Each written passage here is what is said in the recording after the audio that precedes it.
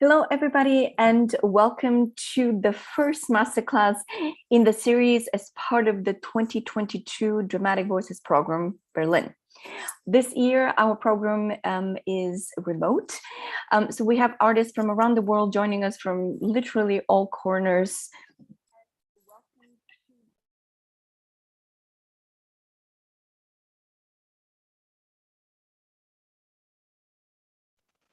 And that's what happens when you don't mute your stream. So, as I was saying, today's masterclass is with BYRON KNUTSON, and we have artists calling from literally every single corner of the planet. And we're privileged to have artists from Singapore, UK, Germany, and United States. So, you are in for a real treat. It is a pleasure and a privilege to introduce BYRON KNUTSON. Currently, he is a professor of operatic studies at the Hans Eisler Conservatory in Berlin and has been with the conservatory since 2015. Prior to that, he was the musical director of the Young Artist Program at Komische Oper Berlin. Mr. KNUTSON moved to Germany in 1999 from his native Canada, where he worked, and then he worked in an opera houses in Kiel, Halle, and Augsburg, conducting operatic repertoire from Baroque to contemporary, including operetta, musical theater, and ballet. BYRON KNUTSON studied piano, conducting, composition, and acting in his hometown of Winnipeg, Canada, and in the United States, where he also completed his artist diploma in opera coaching at the University of Cincinnati College Conservatory of Music. He also frequently works at theaters such as Staatsoper Berlin and Theater an die Wien. One rarely finds such highly experienced ears and acute ears in the business, combined with such insane amount of knowledge, broad experience, musical imagination, and also kindness and empathy. To quote a colleague, I always quote that, BYRON knows it all, or BYRON knows everything. So you are in safe hands, and I turn you over to BYRON KNUTSON. Welcome, BYRON. Thank you so much. It's a pleasure to be here. I'm blushing. Thank you. I don't have anything to add to that. Thank you so much. I'm really looking forward to hearing some really great singing this morning. So let's get started, I would say. Okay, great. So Shaun, I invite you to unmute yourself. Tell us where you're calling from and what you will be singing. Hello everyone, my name is Shaun. I'm calling from Singapore, and today I will be presenting Ein Schwert für his Media Vater from Die Walküre. This is the third scene in Act 1 of Die Walküre.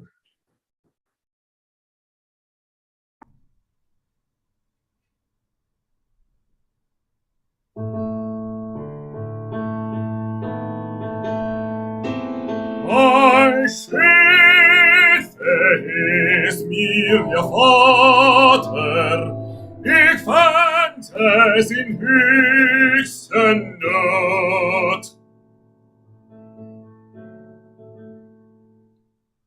Waffenlos fiel ich in Feindes Haus.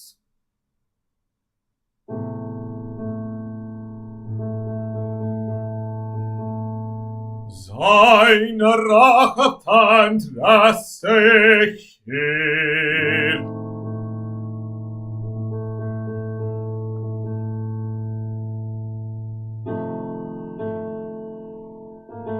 Ein Weib sah ich, wann nie und her. Ein Bangen ziert mein Herz.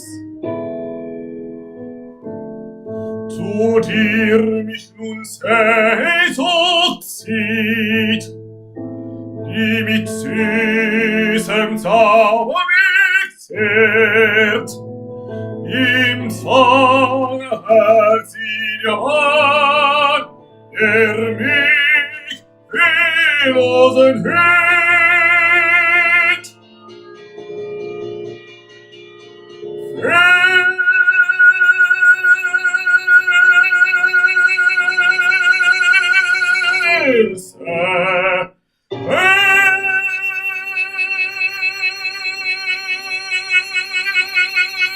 Hälse, ist ein Schwert, das starke Schwert, das ich stürmisch schwinge, bricht die Gefahr aus der Brust, das wütendes Herz, doch hielt.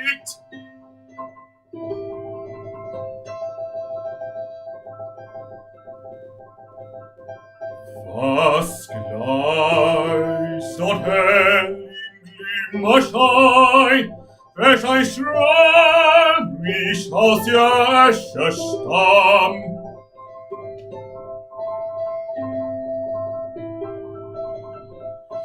Das blinden Auge leuchte ein Blitz, lustig lag da der Blick.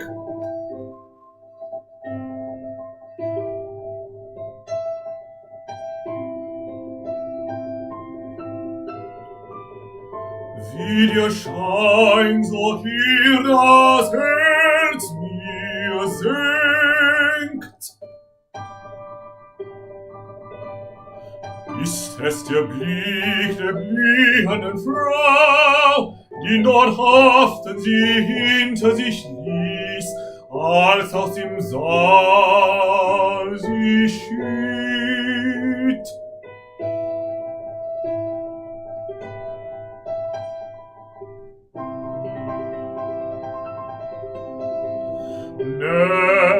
Nächtiger Dunkel deckte mein Aug, ihres Blickes streifte mich da, wärmer gewann ich und Tag.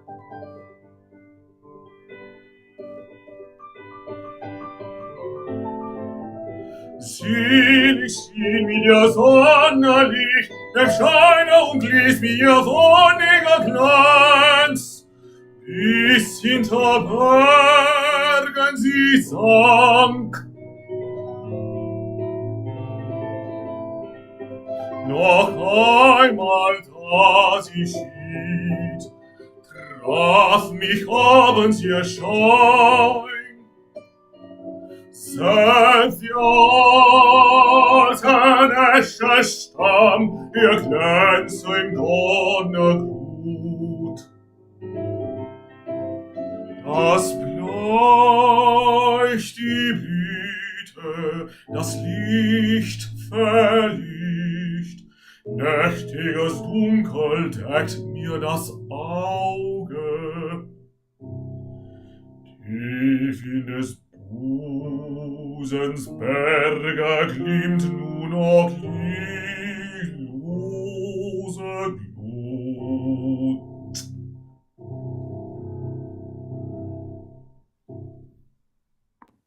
Okay, great, thanks. Really, really nice. Nice to meet you, Shaun. Hi. Nice to see you again. Bravo, bravo, bravo. Super good. Okay. So there's the first thing I want to ask, did you find this accompaniment track commercially, or did someone you know play it for you? It's a commercial one. I use the app Accompanist. Okay. There are some very strange sort of tempo issues with it. Yeah. Sorry about that. No, it's okay. But there are a couple of things that I think it might be worth it to find a different recording or to have a friend or an acquaintance or somebody make a new one for you. The beginning tempo is really slow, and it's just way easier if it's just not quite that slow. No? Okay. So you're going to want something like.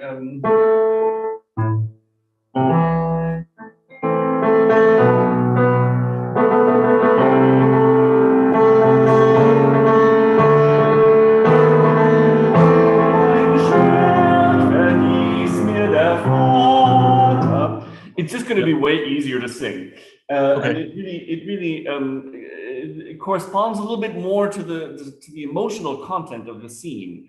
I think if it's too slow, it doesn't have this sort of We don't understand the pressure of the situation that Sigmund is in at this moment. Okay. Yeah.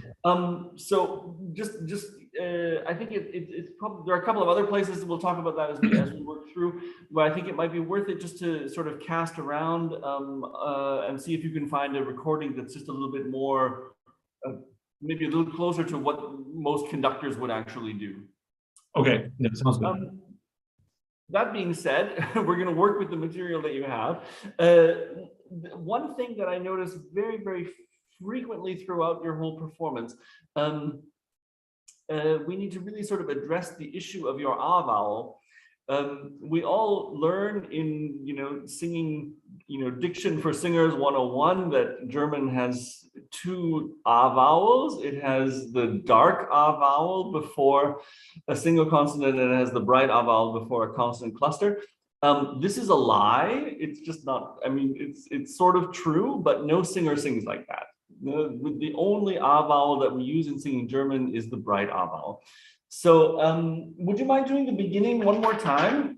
You can do it either with accompaniment or without accompaniment, whatever you choose. But maybe I'll just do a cappella. It might be easier to, instead of fine. It'll be easier to sing faster if it's a cappella. No worries.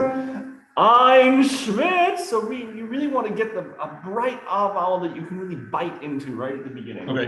Ein Schwitz, hilf mir, dir Vater, ich es. Super. Already much better. Same thing for Vater. That was already much better. So the vowel on ein and the vowel on Vater have to be the same. No? It's exactly the same pitch. It was already much better. Just do the first phrase one more time and see to really coordinate your A vowel on the first word and on Vater. Okay. Ein Schwitze ist mir der Vater. Super. Already much better. That's it. The next word, ich fand. Yeah. When you sang it the first time, to me it sounded like fand. Okay. Ich fand es in höchster Not. So it's just open E vowel. Okay. I was trying to do it for dramatic effect, but I think it came across really badly. It's like sort of, I was trying to do it more open, like sort of like almost snarling, but yeah. I mean, that's a very good point. It's a very difficult issue. it's a very difficult. It's a complicated issue. How much vowel modification are we going to do for dramatic reasons, and how much for technical reasons, and yet still have the feeling that the text is really arriving at the audience, the way it's supposed to. Let's just try the first phrase one more time. Ein Schwitze ist mir der Vater, ich fand es in höchster Not. Yeah, okay, super. That worked for me better. Okay, on the fend. It felt more comfortable, actually. Sorry? It felt more comfortable, actually. Okay, that's a very good sign. If it feels more comfortable, it's probably better. Let's talk about the last word for a second. Not is closed O vowel. Can you just say the word once for me? Note. Note. Exactly. Now just note. Just sing that just the way you think of speaking it on the pitch. Note. Note. That's it. You don't need to make a big deal of it. No, it's always worth it to keep in mind, when singing Wagner, nobody who is listening to it doesn't know the text. We all know it. Everybody knows it. The audience knows it. The orchestra knows it. Everybody knows it. So don't. I mean, on the one hand, it's a curse because it means that if you do make a mistake, everyone will know. On the other hand, you don't need to knock us about the jaw with it. No, just you need to give us enough information that we understand the text, but you don't have to exaggerate. You don't have to make it more important than it really is. Okay, let's go on from there. Waffenlos fiel ich in feindes Haus. Just go ahead. Waffenlos fiel ich in feines Haus. Good. So I'm not a big fan of double consonants in German. A lot of people will sort of will tell you that you know, there are double consonants in German just like in Italian. Again, no, that's not really true. Double consonants in writing German, all it does is tell you that the vowel before is short. Sometimes it's really useful to really shorten the vowel so much that the consonant really gets expanded, and I think this is a very good example of that. No? Waffenlos, the aspirated is very expressive in that context. So I wouldn't think of it as a double consonant like it is in Italian, but it's really an opportunity to use the consonant to make the word expressive. Okay. So we're going to try that one more time. That's the beginning of that phrase. When you get to the 2/8 notes on ich in, don't try. They don't have to be as legato as you're singing them. No? Think of those two notes. I mean, legato is just a musical articulation. No? There are many other musical articulations, you know, staccato, portato, tenuto, marcato. Any of those things are also musical articulations. And I would suggest that pretty much, well, in the whole aria, when there's this rhythmic figure that happens quite a lot, where you have a quarter note and 2/8 notes. Bum, bum, bum. And I would pretty much every time think of making the quarter note really tenuto, really give a lot of vowel on the quarter note, and then make the 2/8 notes afterwards really portato, very light in texture. So we get this. Waffenlos fiel ich in feindes Haus. So you get a much more differentiated kind of musical articulation in the phrase. That really, so what we're going for in Wagner, really probably 90% of the time, 98% of the time, is a real combination of musical and textual articulation. So that the musical choices that we are making are the ones that really support the text. Okay, just go ahead and do that, please. Waffenlos fiel ich in feindes Haus. Excellent, much better. Just do it one more time, just to get a different feeling, a better feeling of how much differentiation there is in the phrase. Okay. Waffenlos fiel ich in feindes Haus. Okay, much better. Once again, be careful of your A vowel on find and house. Really try to get them just a little bit brighter. Last time, on the first note, go faster to the F. Waffenlos. Waffenlos. Waffenlos fiel ich in feindes Haus. Yes, that's it. Much better. Much better. Sorry, give me a second to just put it down. Sorry. Yeah, of course. Okay, going on, same thing again. So we have all of the things are coming together. No? You have 4 A vowels in a row. Yeah. Seiner Rache Pfand raste ich hier. Okay. So should I also for this? Do I still do the light on the 8 notes even though there's dotted? No. It's really just when you have the quarter note and then 2/8 notes. Okay. Seiner Rache Pfand raste ich hier.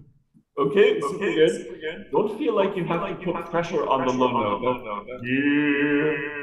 Here. Again, just feeling you're speaking it on the pitch. Okay. Seiner Rache Pfand raste ich hier. Much better. Okay, so now I'm getting echo again. Sorry. Okay, yeah. I think I have to turn off the thing once I stop singing. I have to turn off the sound. Okay. Super. Okay. Sorry about that. No worries. Okay, going on.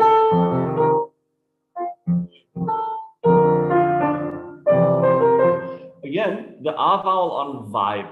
No?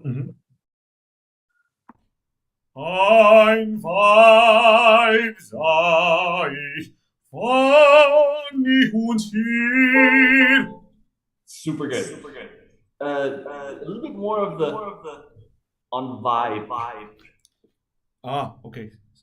Yeah. It takes a little bit of time. Go ahead and give it that time. No?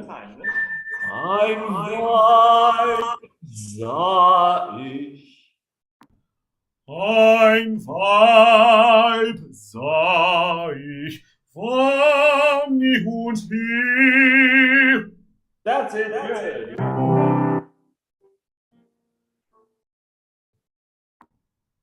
Ein Zickenwangen.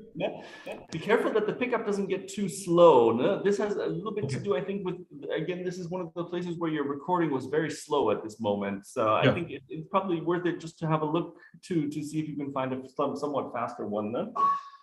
Entzückend bangen ziert mein Herz. Okay, let me give it a Go shot. ahead and try it. Ein Zickenwangen ziert mein Herz. That's it. Good. In this phrase, try to have a little bit more the idea that we hear it once and then we hear an echo. No? Entzückend bangen ziert mein Herz. Okay, let me give it a shot. Ein Zickenwangen ziert mein Herz. Much better. Exactly. You know, we have this sort of cliche idea that singing Wagner is very, sort of monumental. But there is a lot of space for exactly the same kind of musical phrasing that every other music also has. No? This is a perfect example. No?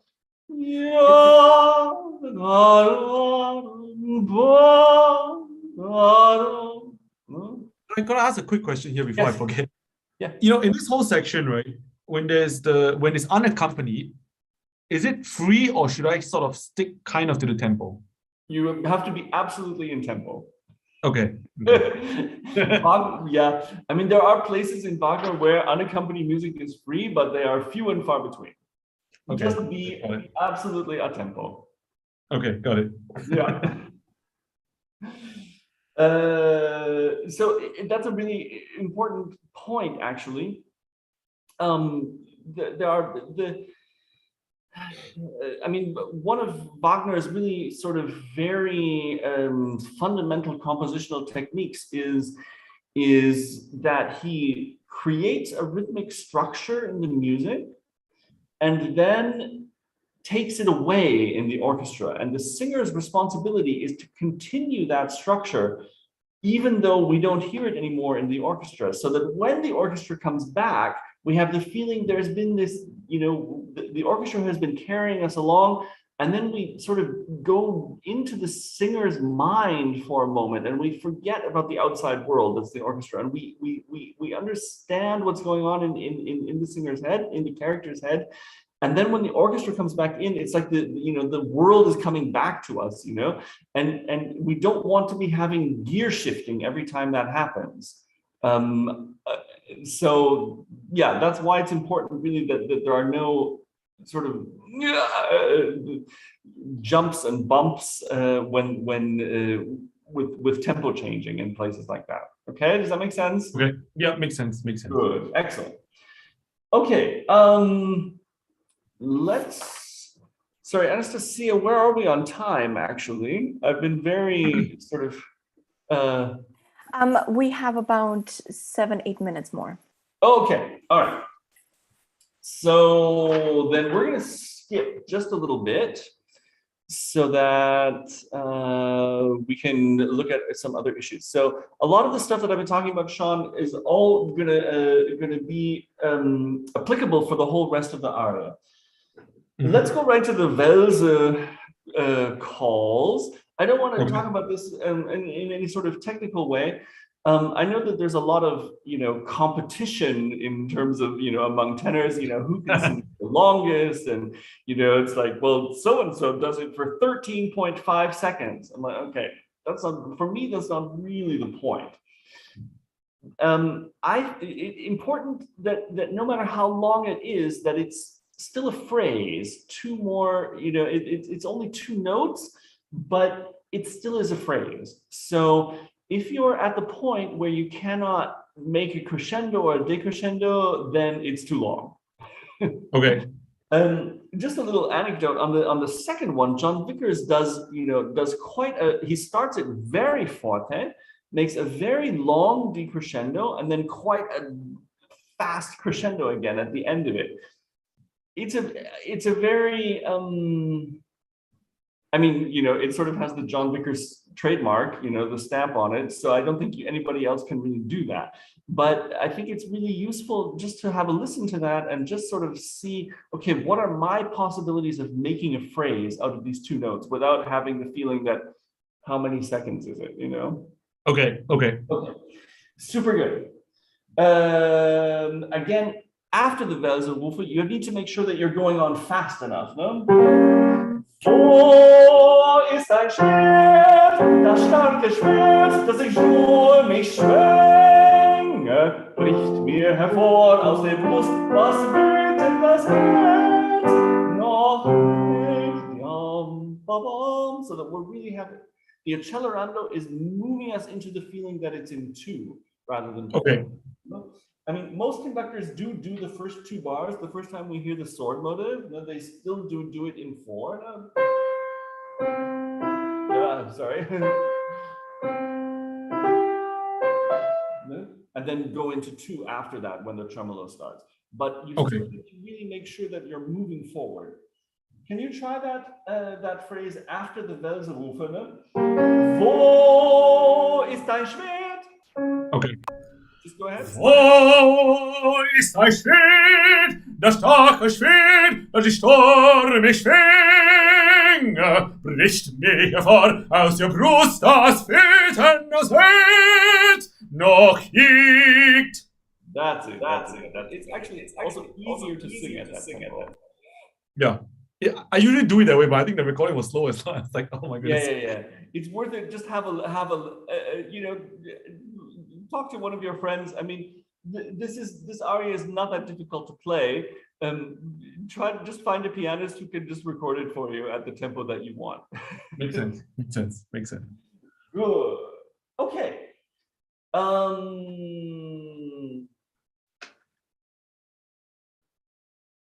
I want to tell you about two places. So we talked about this quarter note and two eighth note figure. No? There are two places that for me are really important, that we really have this feeling that, two, but there are several more, maybe four places that I think are really important. The first one is, welchen Strahl bricht aus der Esche Stamm. Okay. So this place that we have, again, this quarter note and two eighth notes, really have the feeling that all three of these notes are quite short, so that they really correspond to the length of the word. Welchen Strahl bricht aus der Esche Stamm? Okay, so bricht aus der Esche. Oh, okay, I get what you mean. Okay, on the aus der. Okay. Exactly. Do you want to just try that phrase? Yeah. Welcher Strahl bricht aus der Esche Stamm? Yeah. Use the T a little bit more sharply on bricht, so that we really understand the word is over. Okay. Welcher Strahl bricht aus der Esche Stamm? That's it. You do need to connect it a little bit more, otherwise it sounds like the phrase is only three notes long. Okay. One more time. Welcher Strahl bricht aus der Esche Stamm? Exactly. Much better. So the next place is on the next page. Ist es der Blick der blühenden Frau?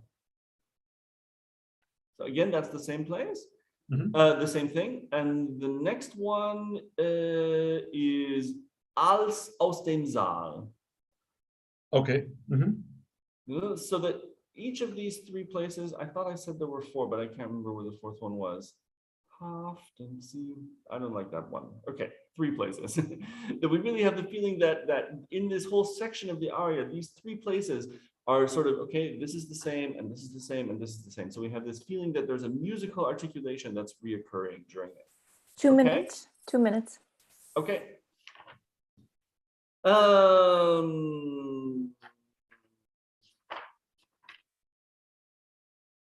Yeah. Okay. The end of the aria I thought was really, really lovely, Shaun. Again, it's a little on the slow side. That's okay. A new recording will help you sort of really get the momentum going a little bit. Just the last thing I want to talk about is mächtiges Dunkel deckte mein Auge. So you don't need to worry about changing the color of your voice. You know, this is a very sort of weird thing to say. The orchestra will do that for you, but I think you need to be participating in that orchestra color just a little bit more. Can you do that phrase again and just let it really have the feeling that it's just the orchestra is carrying you? I know it's difficult with the recording. Just see what you can do with it. Mächtiges Dunkel deckte mein Aug, jedes Blickes reifte mich da, wärmer gewann ich und Tag. That's it, okay. And just right at the end, that exact phrase one more time, and really think about your A vowels, getting them a little bit brighter. Okay. Mächtiges Dunkel deckte mein Aug, jedes Blickes reifte mich da, wärmer gewann ich und Tag. Okay. So much better. Really, really lovely work, Shaun. Bravo, bravo, bravo. Thank you so much. That's really, it's a big achievement to have learned that crazy thing. Super good, bravo. Thank you very much. Thank you so much, Shaun. Thank you, Byron. Thank you, Shaun. Okay, I think we have Tobias next. Tobias, I invite you to unmute yourself, start the video, and we can begin. Hello there. Hi, Tobias. Nice to meet you. Hi. Hello, Byron. Yeah, it's Tobias, or Tobias in English-speaking countries, or Toby. That's neutral. I'm from Germany. I lived in London for 12 years, just moved back to the continent, but I'm actually in London right now. So, okay. Yeah. And my technical setup is a bit limited because I'm not at home. I hope it will work out fine. It'll be fine. What are you going to sing? I thought we could have a look at Ombre di mia prosapia from La Gioconda by Ponchielli. Super. I noticed that was the piece you were doing for your sound check, so I went and got my music. Okay. All right. Do you want to just have a wild, mad dash through it? Yes, let's try that. Okay, super.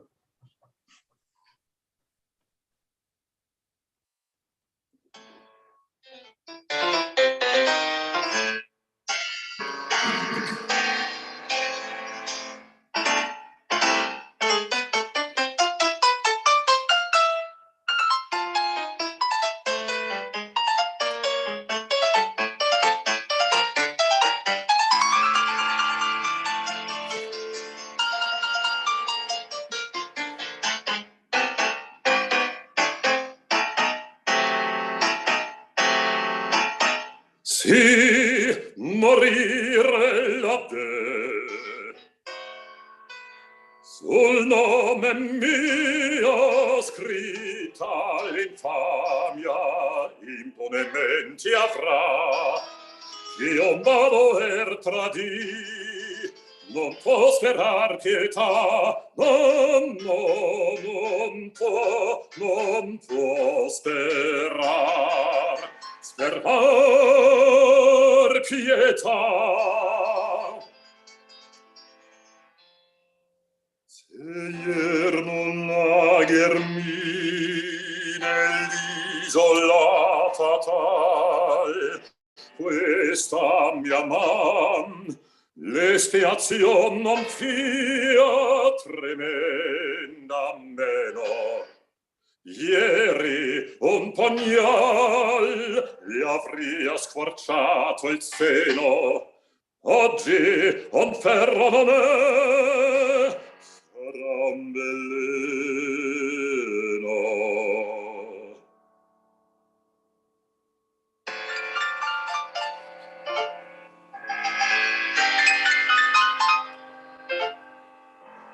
La turbignetta arnetichi, la gaia baraonda, dell'agonia col gemito, la festa si confonda,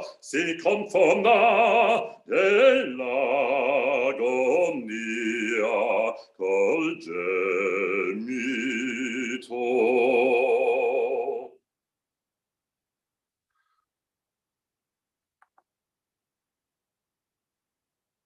Sorry, my accompaniment stopped somewhere.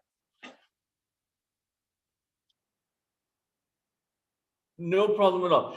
Do you want to just work on that part for now, and then we see if we can go on from there? Yeah. Okay.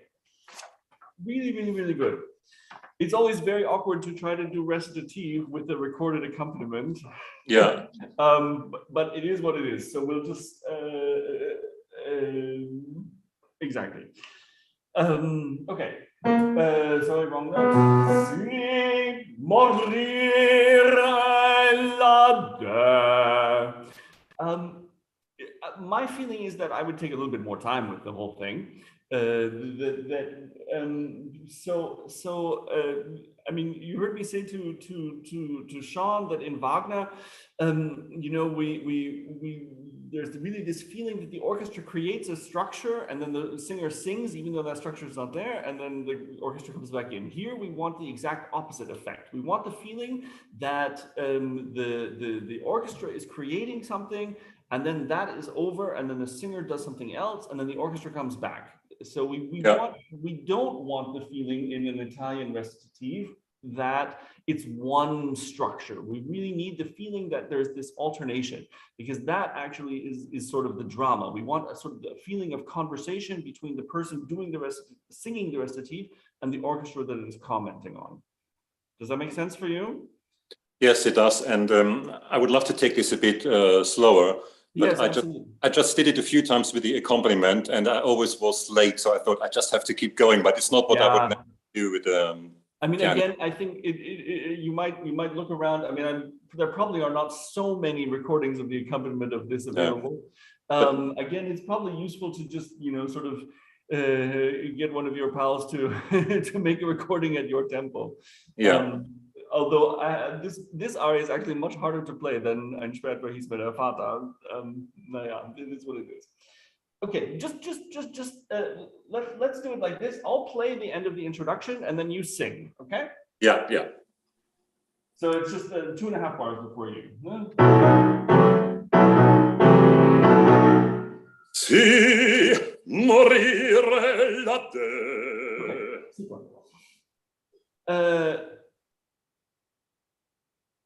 yeah, I think I would give the dotted quarter note just a little bit more time. Morire la I think I would take your tempo just a little bit slower. Yeah. No, I don't think it's supposed to be the same. I don't think it's necessary. Zwangsläufig muss es nicht das gleiche Tempo sein. It doesn't necessarily have to be the same tempo. Just give your voice a little bit more time to really speak, to really develop the sound on the notes. Okay? Yeah.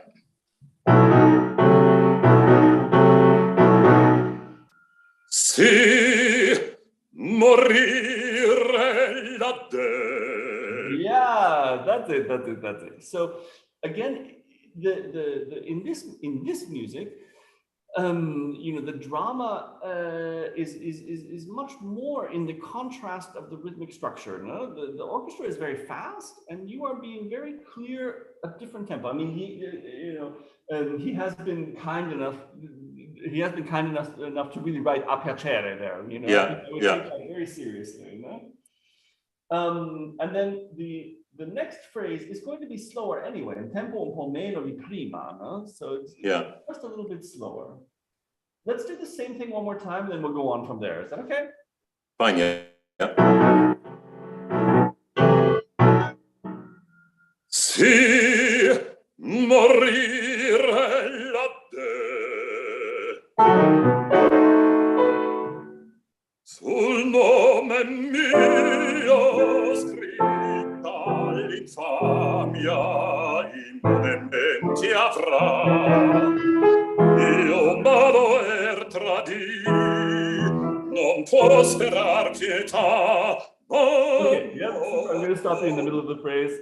Sorry. Yeah, it never really works to try to accompany somebody in a different country on Zoom, but I thought I'd give it a try. Excellent, excellent, excellent. I think that works much better for me in terms of the rhythmic structure. Yeah.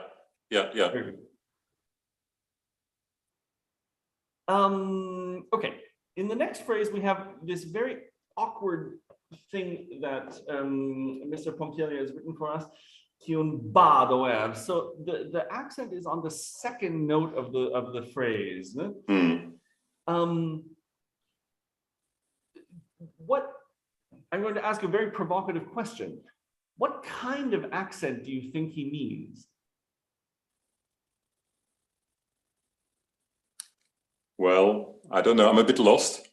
I mean, just say the word as the accent would be in the spoken word, I guess. Right. Okay. So Italian composers distinguish between three different kinds of accent. Unfortunately, they usually use just this sign, and they use it in three different ways. The first one is exactly the kind of thing that you're saying, a textual accent. No? This is a word that really deserves to be brought out of the texture. No? That needs to be hervorgehoben, whatever that is in English. I don't even know what that is in English. The second one is a very musical kind of accent, no? Where we want like the feeling that the note with the accent has a very different dynamic. And the third kind of accent is an agogic accent. So it's a note that is either longer or shorter than the printed value. And I think in this case, Ponchielli is referring to an agogic accent. He's asking the note to be, I mean, it's a jump up, so it's going to be louder anyway than the note before. He's asking, I think, for an agogic accent. He's asking for the second note to be just a little bit longer than the first note or the third note. And it actually makes it easier to sing the phrase because the tonic accent is still on the first note. I'll do it in slow motion. So if you have the feeling that the tonic accent is on the first note, but the second note is longer, then we get an agogic accent. Does that make sense? Yeah. I know it's very intellectual and very abstract.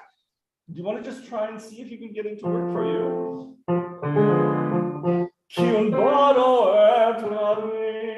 Non può sperar pietà. Un paro tradir, non può sperar pietà. Exactly. Does that make sense? Yeah, I think now I'm doing it a bit more intuitively, but I need to think it through and then maybe do the same, but being more aware of it. Exactly. The reason we went into that discussion is that when you were doing it the first time, the danger in the phrase is that we understand the first note to be a pickup. Yeah. And we don't want that. We need to understand that the first note really is the downbeat, but the second note is longer than the first note. Yeah. You see what I mean? Yeah. Exactly. So that's why I think it's important to really understand that Italian composers of this period really are using this sign, this sort of very generic accent sign, to mean at least 3 different kinds of accent. And I think it's very important for us as interpreters to ask ourselves, what kind of accent really is the composer looking for at this moment? Yeah, yeah. And I think it's really, I mean, I'm going to say we, because I've been living in Germany for many years now. We as German trained musicians really frequently forget the idea of an agogic accent that is so important to Italian music. This idea that a note can be longer or shorter than the notes around it. It's something that really comes out of the bel canto tradition of the 1820s, 30s, 40s, and that the later Romantic composers like Verdi, like Ponchielli, and then really moving into the Verismo era becomes more and more important. Okay, so just keep that in mind. So that's, I think, the solution to that place.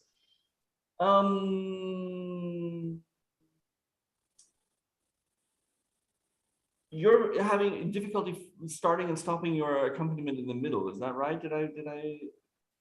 I'm playing it from my iPad, so I think when it closes after a minute or so, then the recording stops as well. It's probably something I can change in the settings if I were a bit cleverer. Okay, no worries. Okay, let's go on from there, and we'll just sort of I'll sort of give you the chords, and we'll just have to sort of work with what you can hear, no? Yeah. Yeah,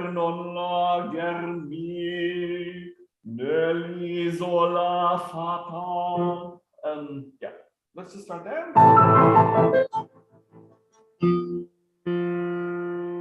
Ier non lagermi nell'isola fatal, questa mia man, l'espiazione non pia tremenda meno. Ieri un pugnal le avria squarciato il seno. Oggi un ferro non è, sarà un veleno. Okay, excellent. So you found a tempo that's a little slower than what you had on the recording. I think this is a really good tempo for you. Yeah. Don't feel like you need to just, push us on through the phrases. Yeah. Very good. I think in the first phrase, Seier non lagermi nelli, I think you can risk making more of a diminuendo on the long note. Germi, nelli, and then come right back for the nell'isola. For my ear, it conveys a much more sinister quality. Do you want to just try that and see if it works for you? Seier non lagermi nell'isola fatal, questa mia man, l'espiazione non fia tremenda meno. Ieri un pugnal gli avria squarciato il seno. Okay. Excellent. I thought that was really successful, the phrase before. Yeah. This phrase, I think I would be a little bit more, a little less free. I would just be a little bit more rhythmically organized. No?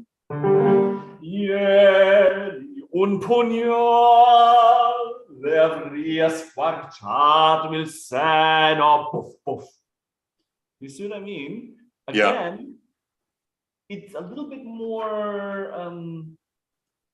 It gives you a little bit more contrast to the phrase immediately before. L'espiazione non fia tremenda meno. Again, we want this very sinister planning feeling from him. Yeah? Yeah. Try this phrase just a little bit slower and just a little bit more rhythmically organized. Ieri un pugnal le avria squarciato il seno. That's it. Un ferro non è, sarà un veleno. Make us wait longer for the Yeah. We need to have more suspense, okay? It's not going to be a sword, it's going to be poison. Make us wait for it. Don't give it away too soon. Oggi. Yeah, sorry. One little detail about this phrase. He's written a very, very fast rhythm for the ro non un ferro non è. I think I would use that a little bit more jaggedly, that rhythm. Yeah. No? It's a tricky one, this bar. Yes, it is. Oggi un ferro non è. Again, I think the trick is just not to go too fast. Yeah. Oggi un ferro non è, sarà un veleno.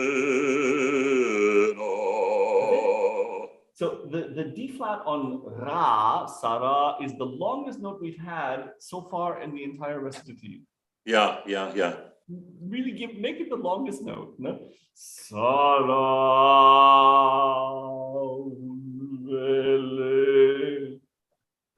Really relish it. You have to, I mean, if you're going to sing this role, you have to really enjoy your inner bad person. Yeah. Let us enjoy it too. Oggi un ferro non è, sarà un veleno. Super.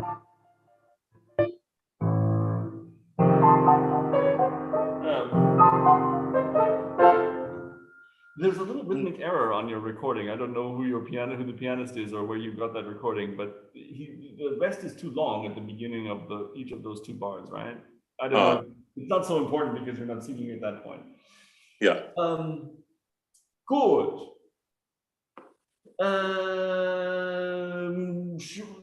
Should we just go on in this manner rather than spending time trying to find your the beginning place in your recording? We'll just continue like this if that's okay.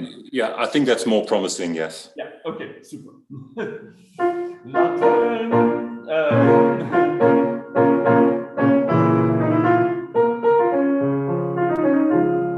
Okay.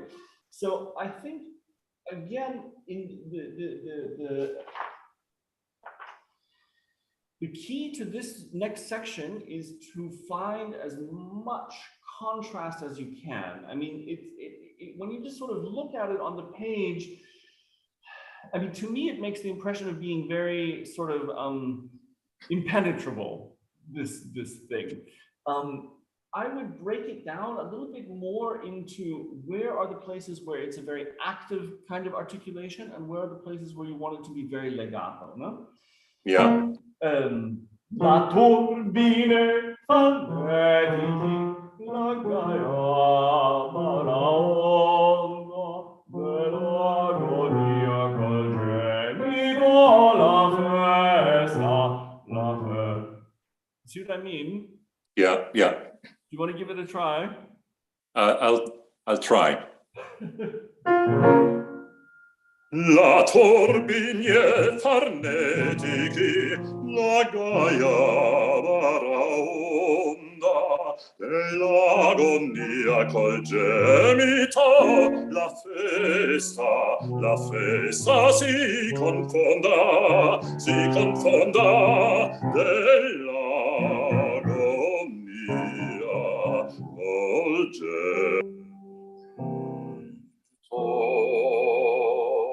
Okay, very good. I would suggest that there's a better place to breathe. I don't know if it's possible for you, but I would, instead of breathing before la festa, I would breathe after la festa. The first or the second? The first one. The first one. Yeah. So it makes the phrase very, very long, but I think it's actually better to breathe where the comma is, yes, and not where yes. the phrasing is. If you find that it's not convenient in terms of the amount of air that you have, I would sneak a breath after agonia. Yeah. Dell'agonia col gemito la festa si confonda. I think it's a little bit more organic in terms of how much music you have to sing in one breath. Yeah. Do you want to try that? Yes. L'agonia col gemito la festa si confonda dell'agonia col gemito.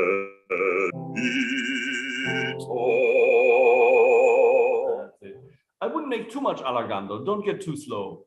Okay. No, we're not at the end of the aria yet. There's a lot more. Okay. Yeah. So I mean, just remember, allargando is not the same thing as ritardando. No, allargando just means broadening. No, yeah. it actually means slowing down. Good. Okay. Do you want to go on? Should we just continue a little bit, sort of semi-a cappella? Yeah. Please. Maybe Anastasia, how are we doing on time? You have about 5 to 6 minutes. Okay, great. Okay, thanks.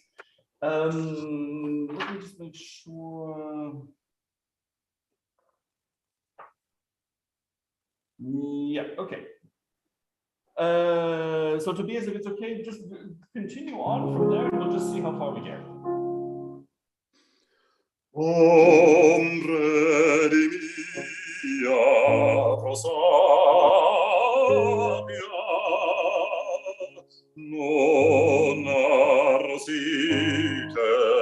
non arrosite ancora, tutto la morte vendica, anche il traditor, anche il traditor. Okay, excellent, excellent, excellent, excellent. Good. Beautiful legato, really, really lovely. I think that it's a very good tempo. I would do it just like that. I sort of think in the phrase non arrosite ancora.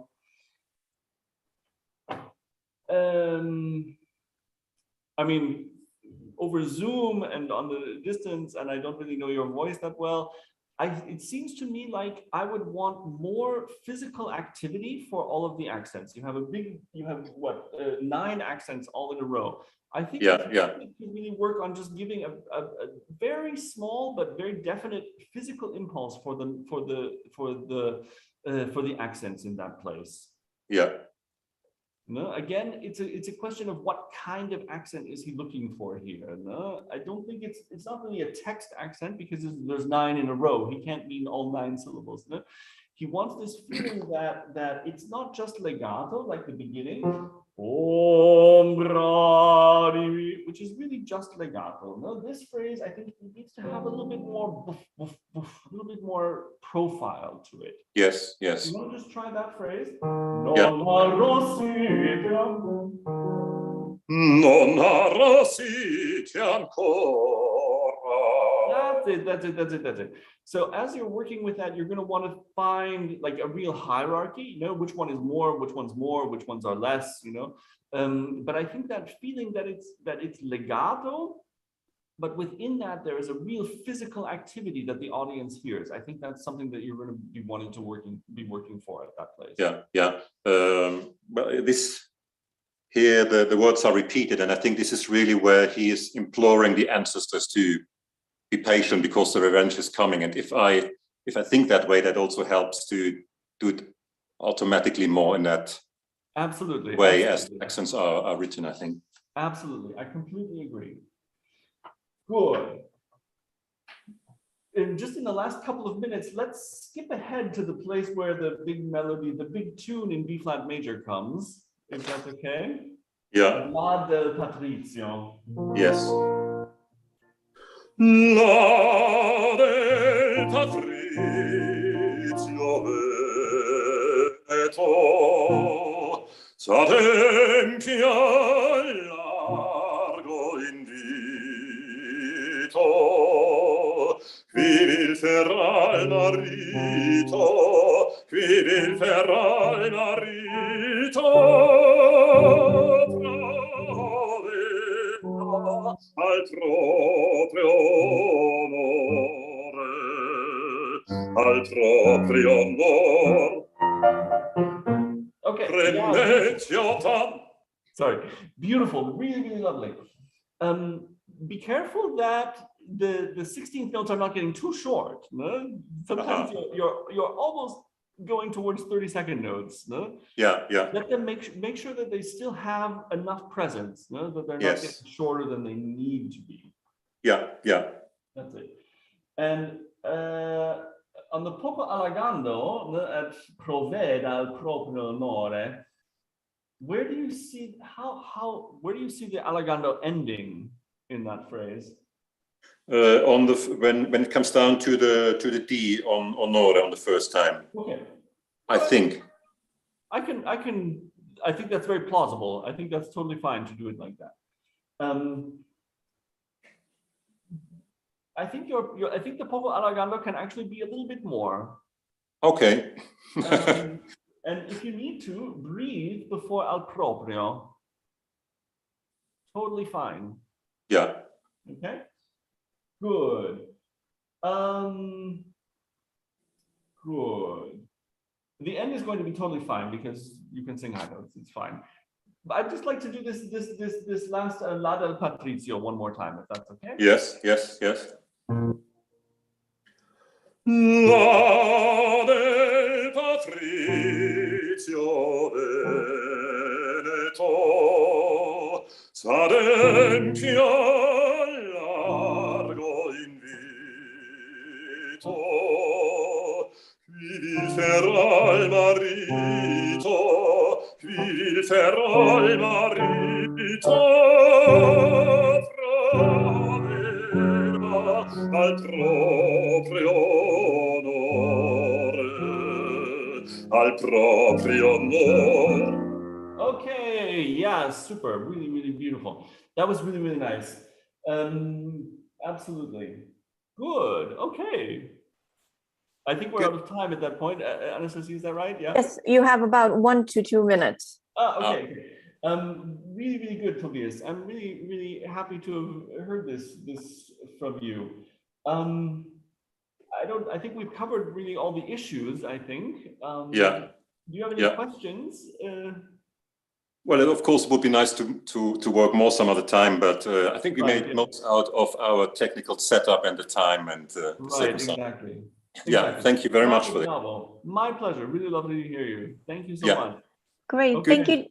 Thank you, Tobias. Thank you, Byron. Thank you. Wonderful. Thanks so much. So our next singer is Emily Sloan. Emily, if you can please unmute yourself, come on video, and tell us where you are calling from and what you're going to be singing. Hi, I am calling from London, UK, and I will be singing the Schadash or Klänge der Heimat from Die Fledermaus by Johann Strauss. Do you want to just have a mad dash through it? Yeah. Great. Sure. Yeah. Cool.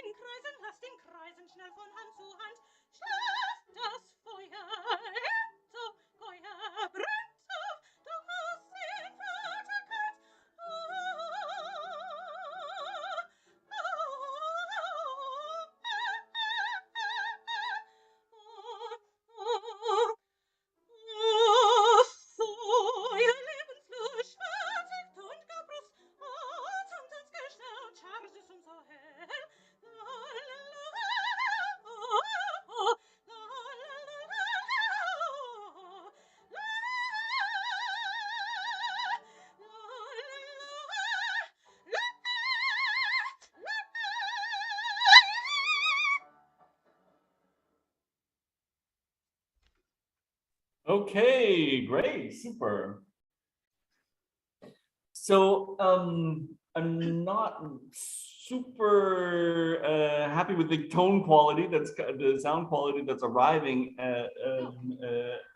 here in my studio. I think, sorry to interrupt. I think the original sound is not on because it was cutting in and out. Okay. So I think we just need to work with it if that's all right. Okay. Yeah. No worries. Yeah. Sorry, it's very for hot me, it's okay. and everything's like having a technological meltdown. No problem at all. Wait. Okay. Just say something again for me. Hello. I'm gonna see if I can. All right. Well, we're gonna go with it. Here we go. Let's do this. Okay. Here we go. Okay, really lovely. So I'm sure. How happy are you with the tempo of your accompaniment? I mean, this is a piece of music that pulls around so much. I mean, this actually is a track that I've worked with a reasonable amount. I've slightly gone in and edited it a bit. Okay. So I mean, but every day you sing it differently. Right, exactly. Okay. That's just the nature of this piece. But I mean, it's something I've gone in and edited, like the length and gaps and stuff. So, but yeah. Okay. All right. Good. I mean, I really like it for the most part. I mean, there are. I think that's that's it's a really good way to do it. I think most conductors would be really happy with that. There's one place I do want to talk about, but we're going to get to that in a couple of phrases. So let's start again at the beginning, if that's okay. Klang. So one of the things we have to talk about in this piece is, okay, she's from Vienna. She's pretending to be Hungarian, and I mean, I did this piece once with Stefan Soltes, and he was going on and on and on about how there is a very Viennese way of doing a Hungarian accent. But for any of us who are not from Vienna, it's hopeless, and it was so complicated and there are so many rules. And he's like, no, it has to be like this. I'm like, Stefan, seriously, it's hopeless. It was an American, Rosalinda. They hated each other because he insisted on doing hours and hours and hours of rehearsal with her on this accent, and it was never right.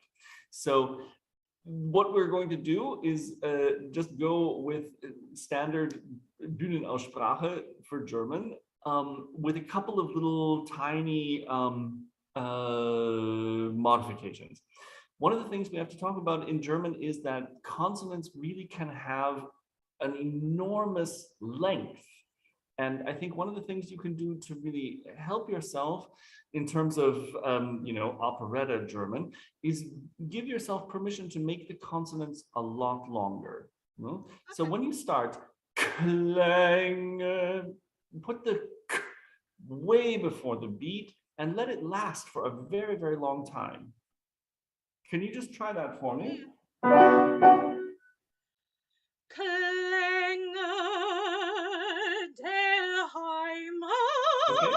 Super, excellent. Already better. The L is not going to be as important as the K. Yeah. So can you try to get the aspiration of the K sound to last a little bit longer?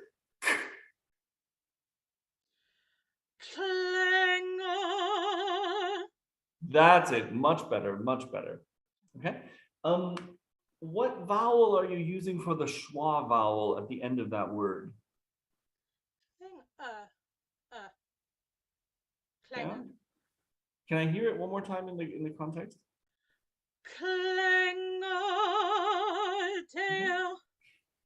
To me, it's a little bit too much. Okay. I would think of it maybe a little bit more like a French Klang.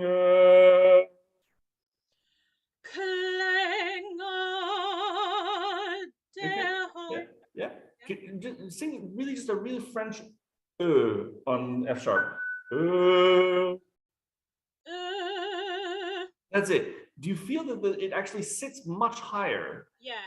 Than the which is really sort of here. Yeah. Really try to go a little bit for our ear. It's the same sound, it's the same vowel. It's just that one of them has a very short overtone structure, and the other one has a very high overtone structure, a very long overtone structure. Yeah. That's what you want, no?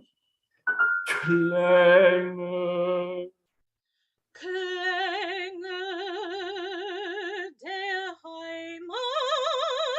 That's it. Very, very nice. Good. Be careful of chewing on the diphthong in Heimat. You want the E to be as late as possible and really very short. Klänge der Heimat. This is not one of those places where you can be expressive by accentuating the diphthong. Yeah. Okay. One more time.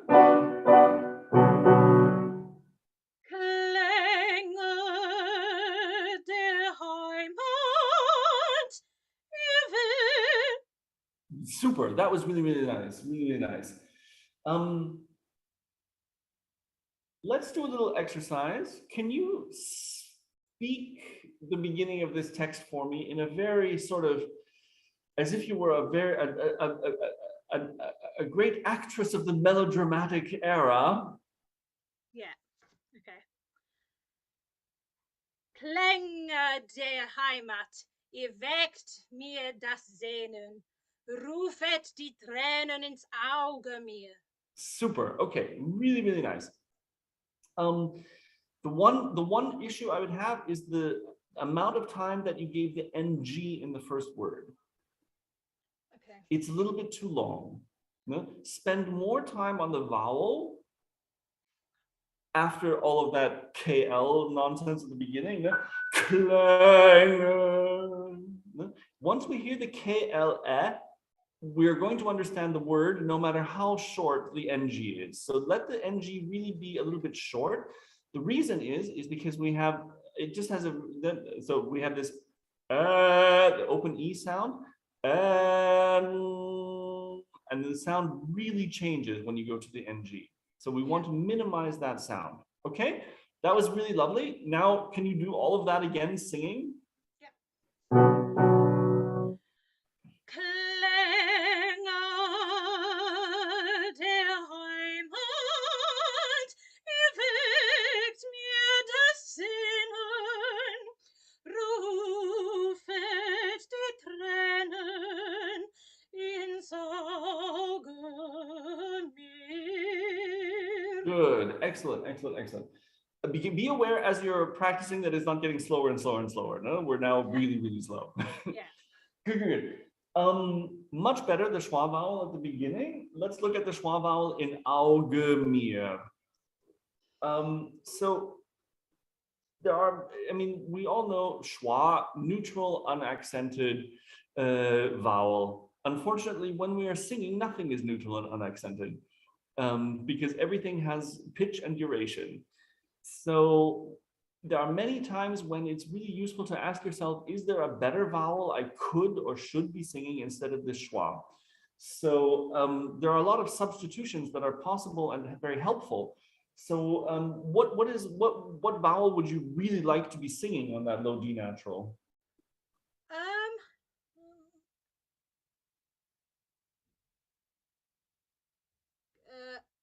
Closer to an air, probably.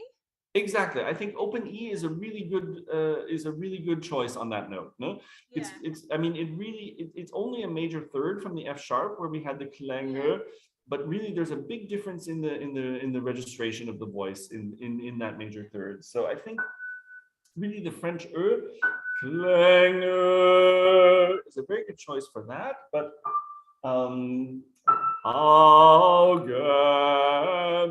really go much further towards the open E for that. Okay. Do you want to give that a try? Yeah.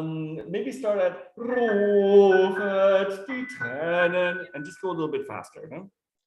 Rufet die Tränen ins Auge mir. Exactly, really, really nice. No? So you see already, no? It's everything is just much more compact in a way. No? Everything is much more closer together. Yeah.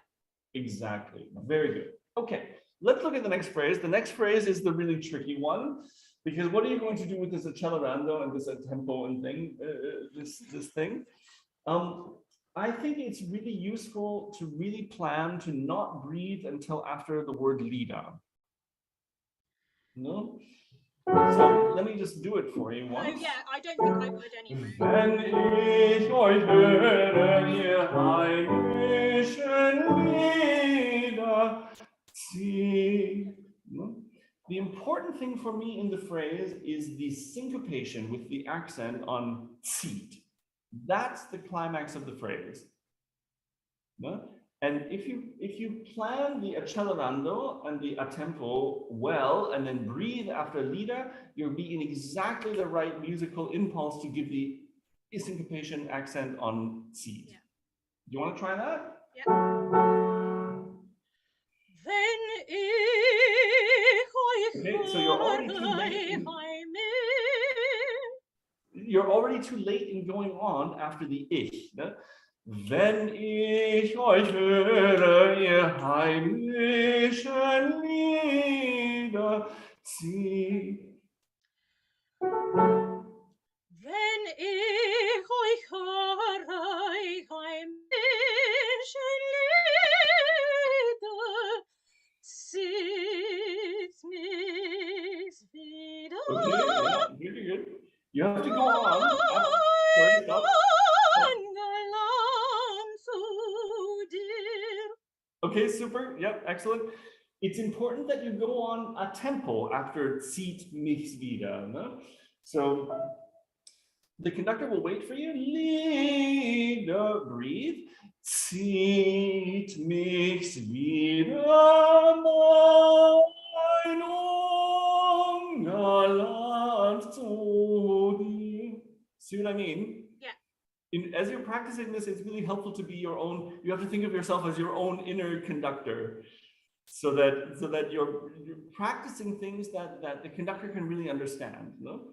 That's even in an audition situation, if you're auditioning for a conductor and not a casting director, if you're auditioning for a conductor, they'll know if you know what the conductor needs to hear in order to be able to conduct it. No? Yeah. Let's do that phrase one more time. It's a sort of it's very complex, but it's worth it to spend some time on this so that you really get on the right path. Okay. Then is it useful? Can you is it useful? Yeah. I'll conduct and you sing. Is that okay? Yeah. We'll see if that works. Okay, here we go. Wenn ich euch höre. Do you see the problem? You're already too late on euch. Okay. So the quarter note on ich is too long. Okay.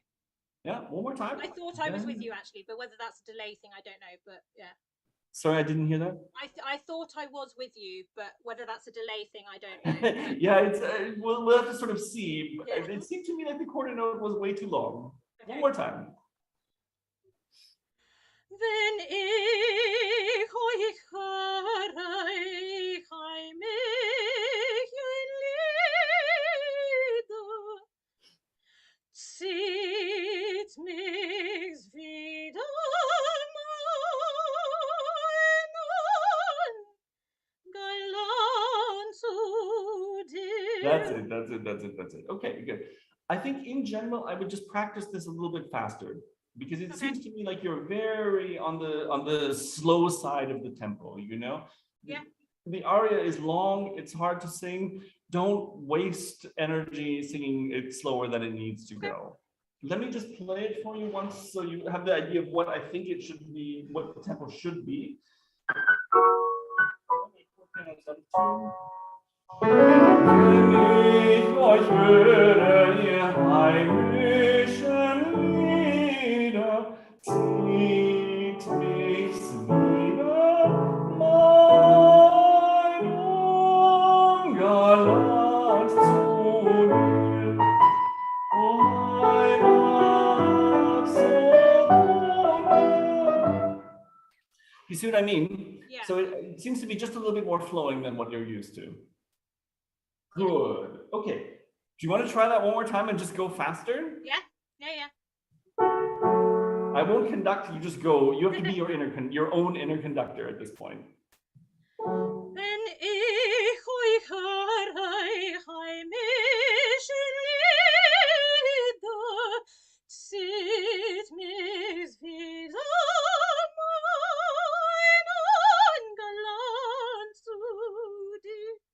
Super good. Excellent. Really, really lovely. I think every conductor would be very, very happy to hear that. Good. Okay. Very nice. Okay. Let's go on. Oh, Heimat so. Do you sing Mimi in Bohème? I have done bits of it. Yeah, I've never done it as a whole, but do you remember the place in the first aria? No? Ma quando viene lo gelo. Yeah. It's exactly the same music. Just sing it like it's Mimi. Okay. You know what I mean? Yeah. Heimat so nah. It's exactly, it's in the same key. It's really the same music. They're both talking about how wonderful the landscape is in the spring, you know? Yeah. This is the Bohème moment of the operetta for me, you know, even though it's 40 years earlier. Yeah. Give it a go, and really just all of me has to go into these first two bars, okay?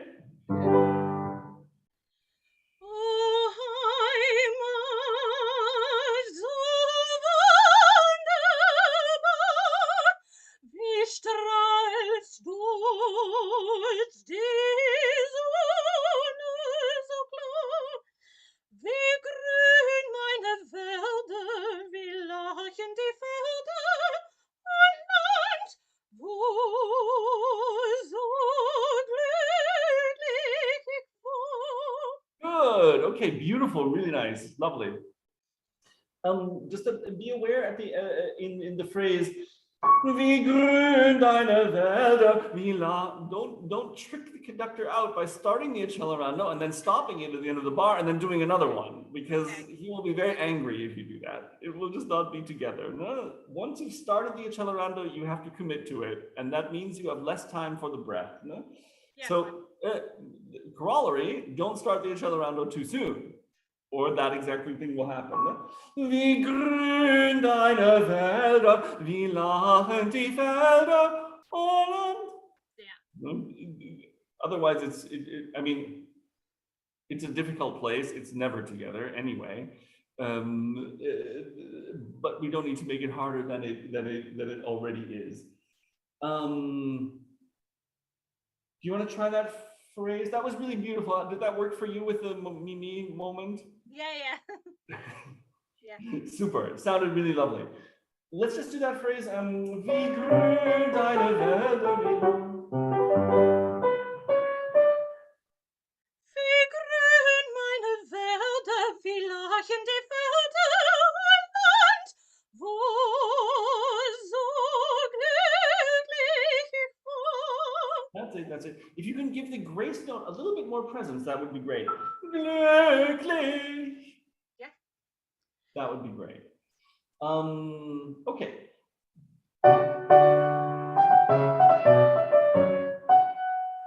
So we all know that the Hungarian language is every word in the Hungarian language is accented on the first syllable. That's why this rhythm is so typical of Hungarian music. Now, yum bum ba-da-dum ba-da-dum ba-da-dum bum. And we get that exactly. So this idea of yum bum, you know, strongly, and then built my is, you see what I mean? It's two sides of the same coin. Don't shy away from that. That's the whole point of this music. Yeah. Do you see what I mean?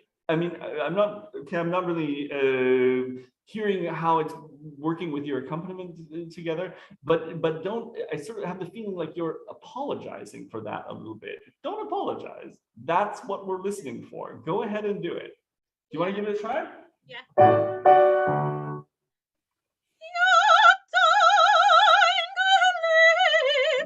Yeah. The problem is that the first note is too long and the second note is then late. Yum bum. Really just go to the second note, and you know the first note has the big accent, but then really get off it.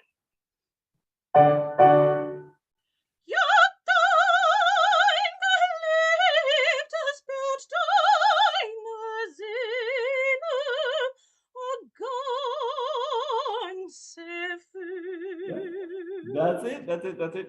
So the fermata is on the ganz. Yeah. The second note in the bar does not have a fermata. No? So it has to be in tempo. No?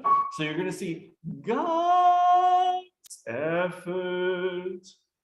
Yeah. No? Okay. It has to be. There are no sort of geschmeidige Übergänge, whatever that is in English. I don't even know how to say that in English. There are no, you know, sort of smooth, gentle transitions in this music. Okay. Yeah? We need fermata a tempo. Yeah. Okay. it comes again. We're just going to go on from here. Dein geliebtes Bild. So the next phrase. I mean, I don't know what score you're working with.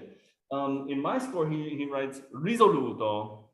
So you have to be, you know, with determination, with schwung, with a lot of energy to go up to that phrase. Not too slow. Just go fast. There's absolutely nothing for the conductor to conduct here. Just go. Okay. Want to give it a try? Yeah. Oh, sorry. Und bitte kaufen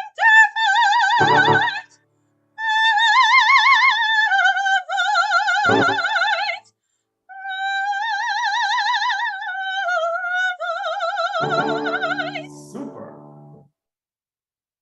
Go on. Dir bleibt in Ewigkeit, doch mein Sinn immer,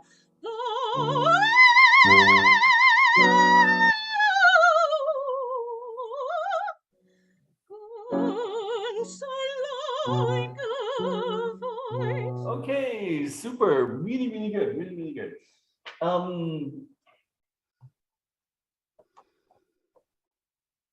Okay.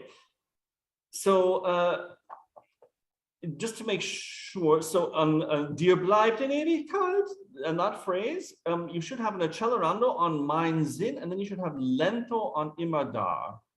Is that, do you have that? Yes. Okay, so the accelerando, it's only two beats, 2 quarter notes. I do think it needs to be just a little bit more so that we really have a feeling of there's a little bit of urgency in those 2 beats. And then I would take the lento more seriously. I would just be a little bit slower on breathe, da. Don't spend too much time on the high B natural. No? I know it's a high note, but this is not one of the notes that we've paid for, strangely enough, in this aria. No, there's a lot more coming. Don't waste energy on this note. No? It's important, but it will take care of itself. Okay, can we try this phrase one more time? Yep.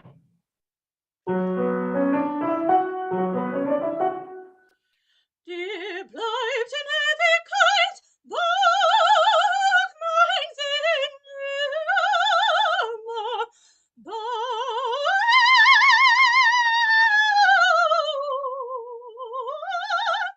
ganz allein geweiht. Super, that was great. I think every conductor would be very happy to hear somebody sing it like that. It's easy to accompany me, and it's very clear in the intent of the phrase. Very, very good. Nice. Okay, then Mimi has a little reprise here. And don't worry about, just do it exactly the same as you did the first time. No, don't. If anybody tries to tell you, no, it has to be different, there has to be contrast. No, it's a lie. Just do it exactly the same. We'd be so happy just to hear it again. Yeah.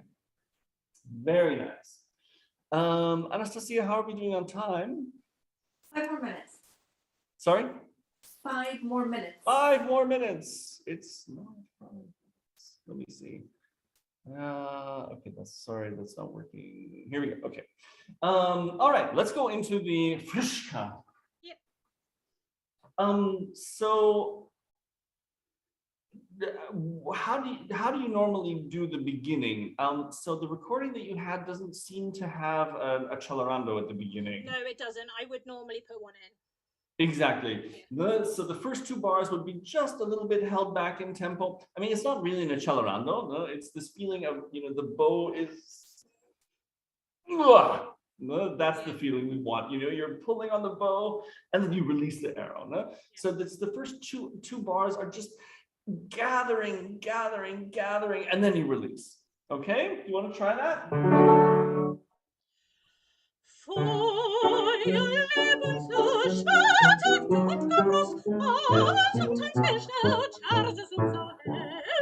Super, really good. Yeah, excellent.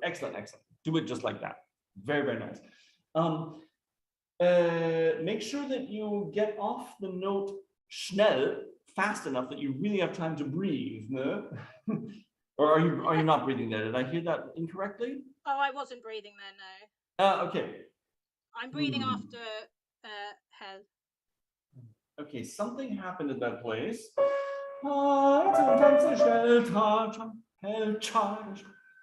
Okay, maybe that's the problem. Get the ch of the chardash out of the way sooner so that you can really arrive on the vowel on the downbeat. Yeah. I think maybe that might have been the problem. Can you do it one more time? I'm not, again, if you were here in the room with me, I would be able to hear much more clearly. Oh, no, by all means. No, by all means. Give it a try again. Sorry. Yeah, go ahead.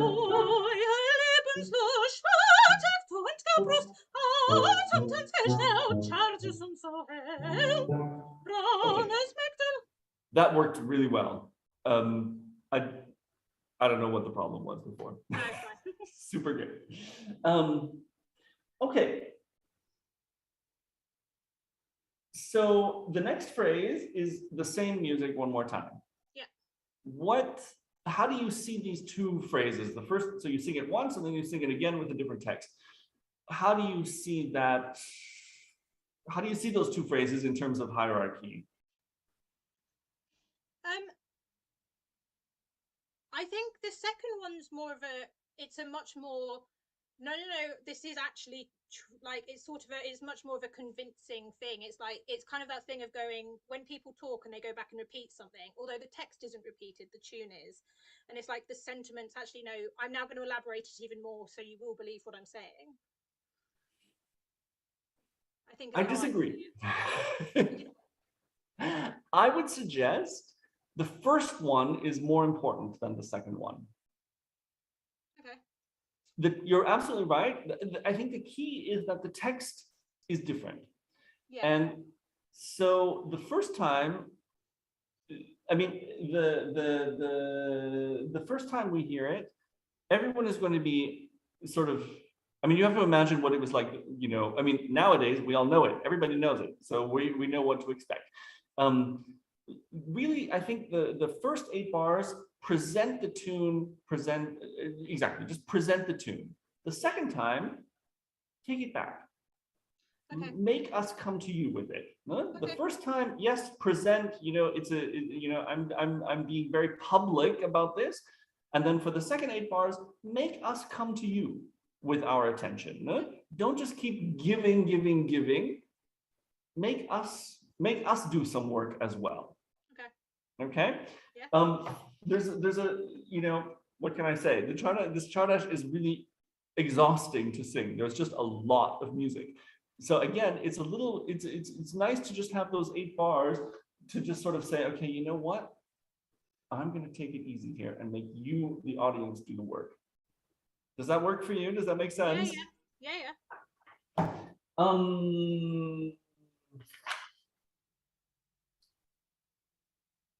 Right.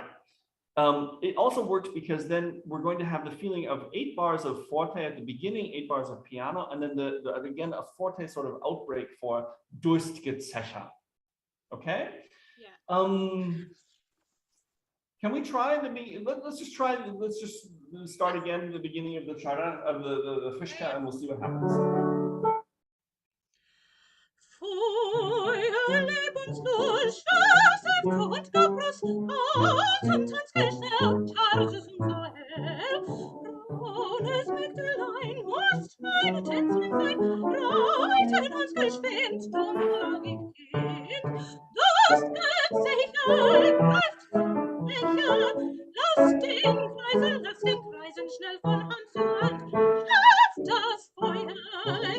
Super good. Excellent. You can take a little bit of time on Schläft das Feuer, just that one bar, and then again, when it repeats, just have a little bit of time there. Don't feel like you just have to power through it in terms of the tempo, no?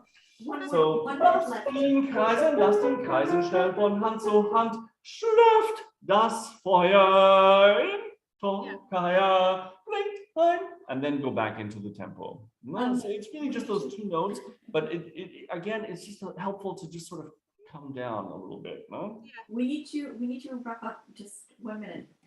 Okay. Good.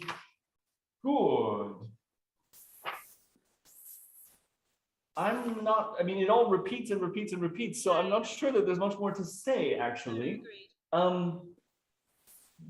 I would not mind just like having a wild run through it, if that's okay with you, from the Schlürft das Feuer. Yeah, let's just see what happens. Lass ihn kreisen, schnell von Hand zu Hand. Schlürft das Feuer, hebt auf Feuer, bringt was, du kommst in Vaterkreis.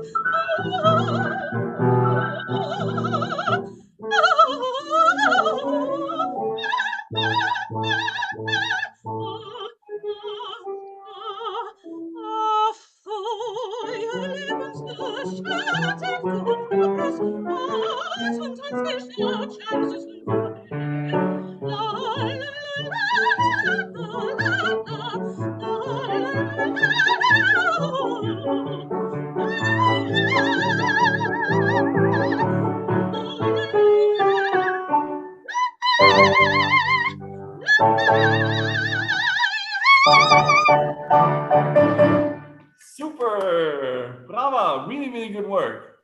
Lovely. Thank you so much. Thank you so much. Thank you, Emily. Thank you, Byron. That's wonderful. Thank you so much. So our last singer for today is Grace VanHoven. Grace, if you can please unmute yourself, come to video and tell us where you're coming from and what you will be singing. Hi there, my name is Grace VanHoven. I am singing Dicht oder Halle from Tannhäuser, and I am calling from Grand Rapids, Michigan, in the US.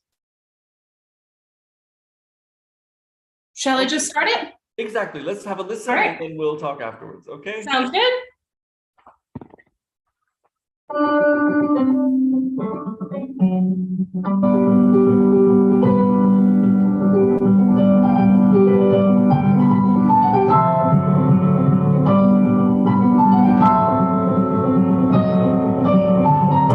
So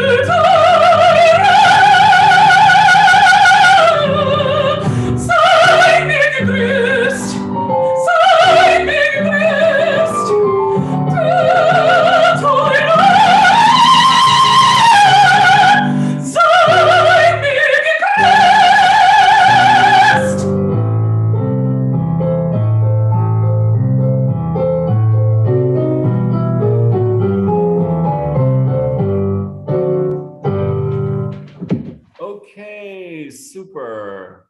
Thank you. Lovely. Okay. That's an insanely fast recording. Yes, it is. Yeah. Wow. Okay. I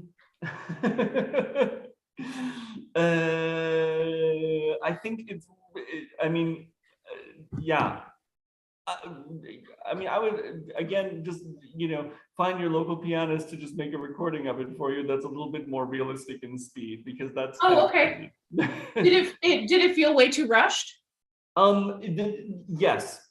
Okay. It's just too fast. Okay. I don't think any conductor would really conduct it that fast. Yeah, also, that's fair. I mean, also the beginning, in the recitative, the rests are just, they're way too short. Like they're just not long enough for all of the stuff you have to sing. So, okay. Okay. That being said, lovely work. Very nice Thank job. Okay.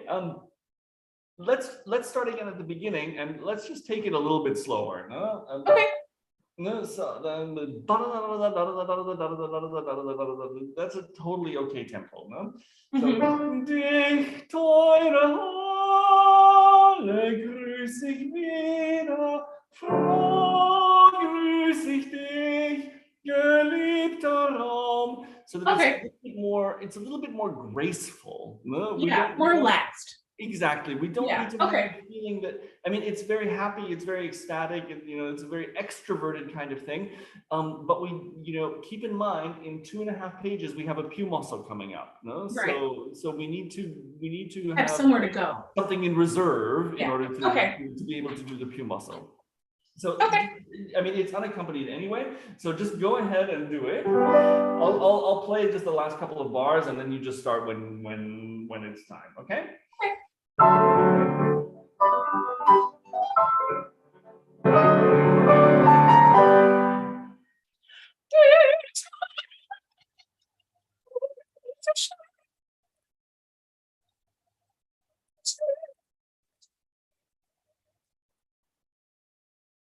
Okay, I actually did not hear any of that because something seems to have. I think the original sound may have switched back to back. Just Grace, just check that the original sound is still on. Okay. Yeah. Okay, do you want to try that one more time? Sure, yes. Okay. One more time.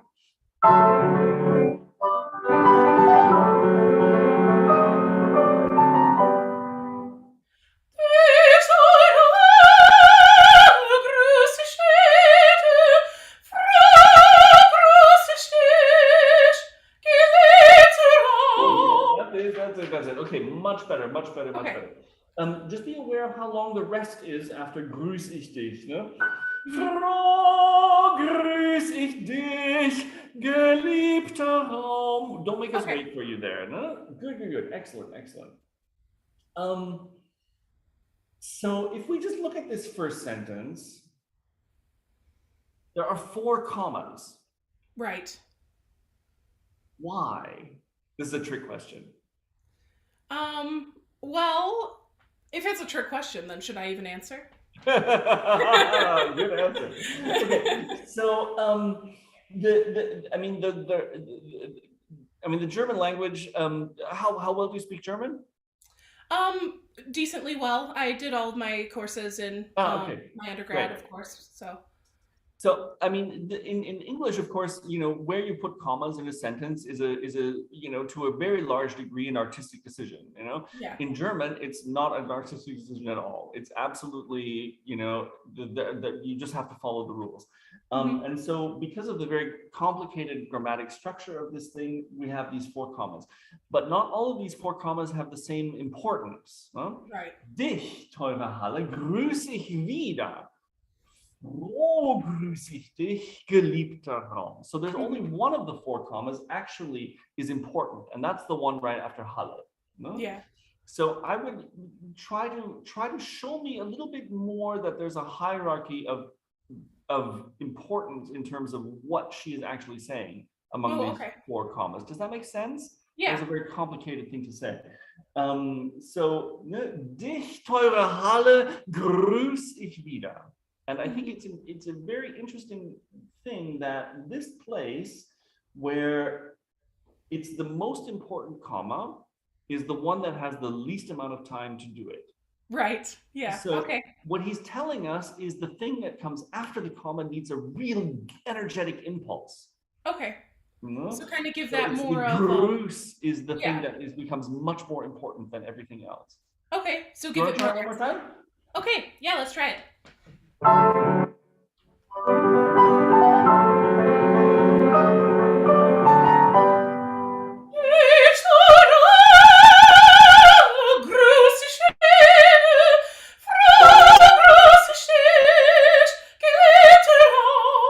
That's it, much better. In terms of the Okay. structure, much better, much better. Yeah. Be careful that fro doesn't get too short, no? It's still 2 beats, no? Oh, okay. Fro, grüß ich dich. And then the next note is a quarter note, it's not an 8th note, no? Oh, okay. Fro, grüß ich dich, geliebter Raum. Okay. It sort of sounds to me like you're singing geliebter Raum, 2 8th notes in that bar. Oh, okay. There's 2 quarter notes on 1 8th note. Mhm. Good, much better. Let's go on from there. Sure. Important is that it just stays absolutely a tempo. Mhm. Okay, I'll give you a few bars before. Okay.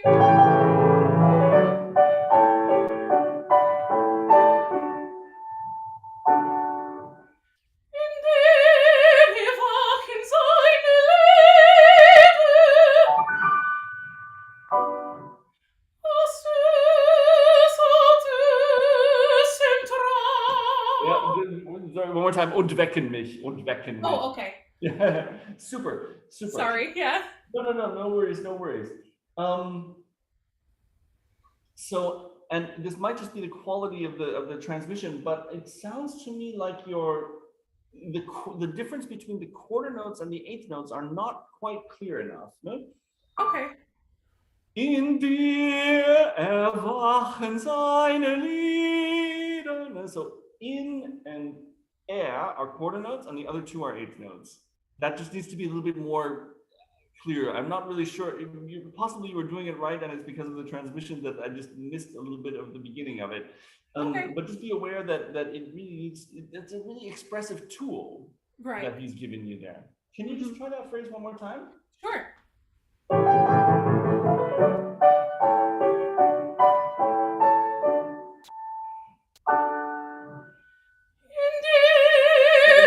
It's too short. Oh. That's Okay. it. One more time.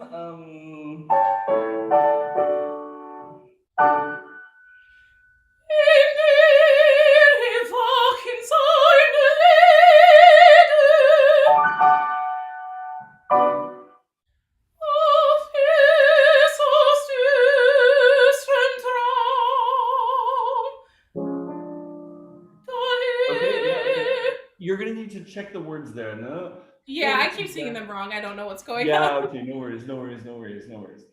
Let's just start right there. Und wecken mich aus and I'll conduct a little bit. We'll see if we can get it together, okay? Okay. Und wecken mich, and 1. Und wecken mich aus höchstem Traum, da aus dir geschieden, wie dich schienst du mir aus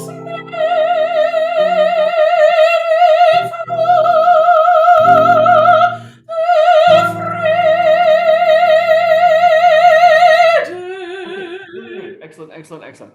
I sort of feel like your inner metronome is a little too slow at this place. Oh, okay. It just needs to go just a little bit faster. No? Okay. Aus mir entfloh der Frieden.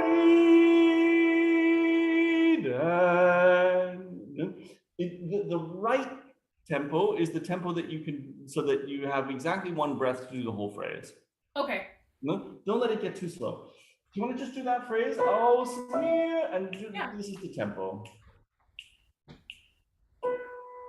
Aus mir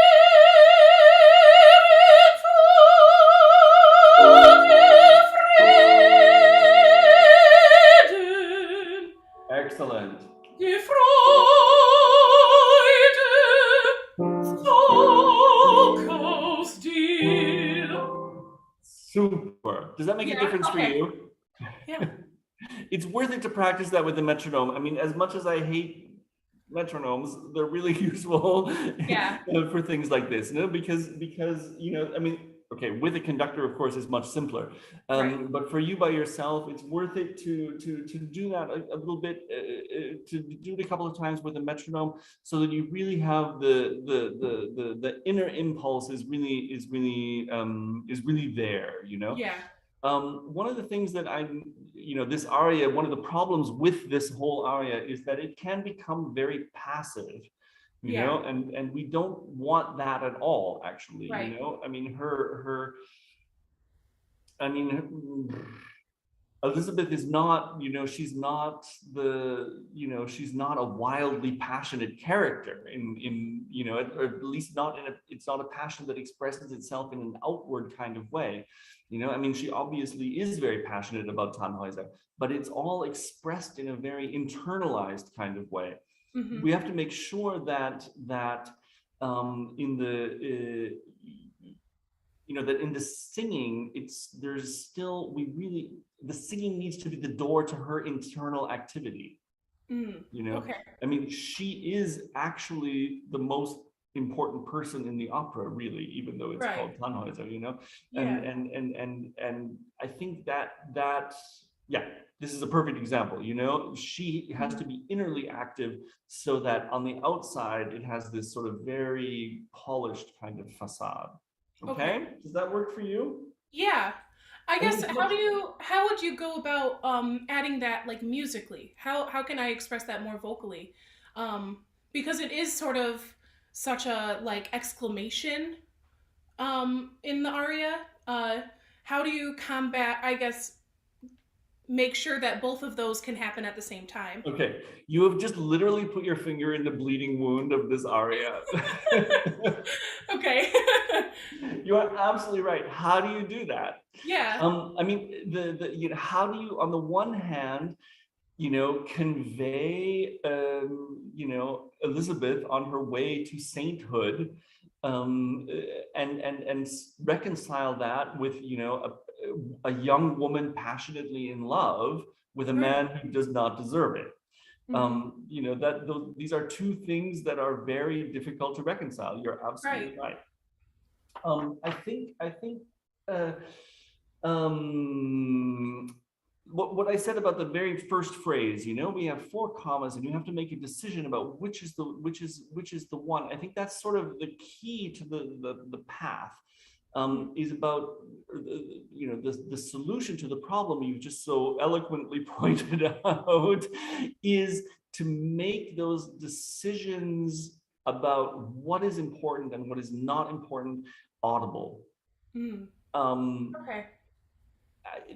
I'm kind of dodging the question because I don't want to tell you what to do in that sense, because it is a personal sort of artistic because I don't want to limit you in your decisions, because I know how I would do it if I were conducting it. I've done it enough. I know what I like to hear, but it's better if you discover it for yourself. Okay. Let me just give you a little sort of bit of information. How well do you know the rest of the opera? Decently well. I've watched it on YouTube, and I've read through the synopsis a couple times. Yeah, it's really interesting because just how little Elizabeth actually sings in the opera. It's really, she's the most important person, and yet she barely sings. I mean, especially she has to sing a little bit more if you're doing a version where the woman who sings Elizabeth also has to sing Venus, then all of a sudden the role is twice as long. But if it's not a version where you're doing that, then it really isn't very much singing.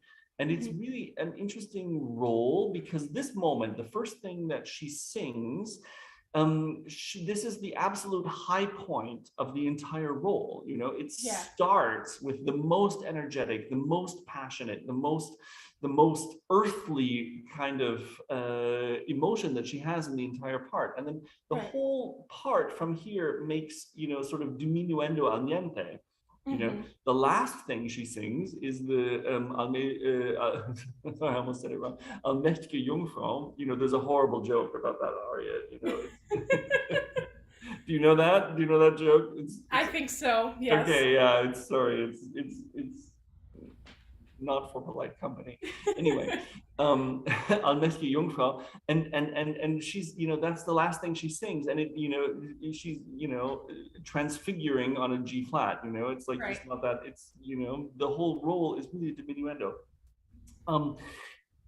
Have you learned the part in the second act finale? She has this quite long section in what in Italian piece would be the Largo Concertato. You know, she has a quite long section, a 2-page aria. I would really suggest you learn that, or have you already learned it? No, I haven't. Go ahead and learn it, because it really is, for me, that's the whole clue to the whole figure. Okay. You know? She has quite an outburst for 4 bars at the beginning of it, you know, where the fight is starting, and then she sings this absolutely beautiful aria. I don't know if you have Peter's edition.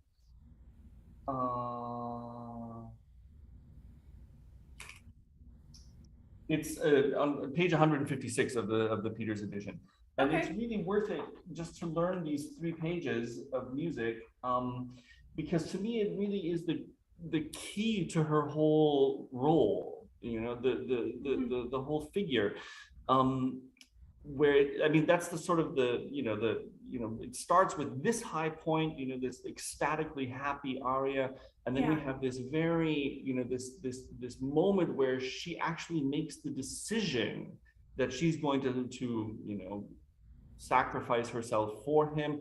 And then she sings the aria in the third act, which is, you know, the sort of culmination of that journey, even though it's a very, you know, intimate, very, very pianissimo kind of culmination. Yeah. So does that make sense? Yeah, yeah. So I think, I mean, I think the easy answer, well, there is no easy answer to your original question.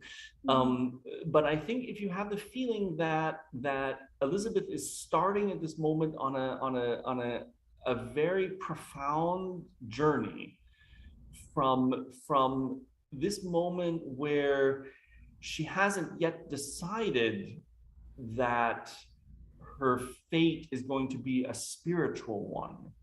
You know, she sort of still, I think, is in the kind of, you know, the idea of getting married and having a physical fate with this man together is still, you know, it's still in the realm of possibility at this point, you know? And so there's a sort of earthiness, there's a worldliness, there's a physicality to this moment, which suddenly changes even in the course of the second act, you know? The second act is not that long. Does that help you a little bit I think so. Or does that answer the question even a little bit?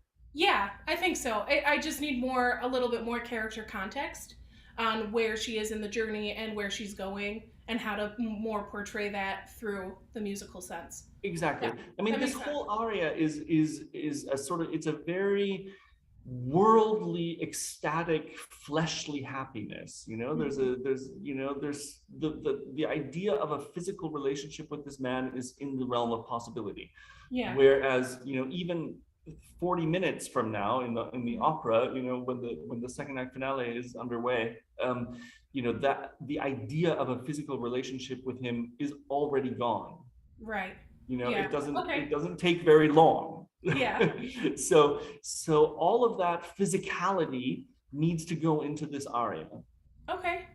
Does that make sense for you? Yeah, I think so. Maybe that's a good way of thinking about it. Yeah.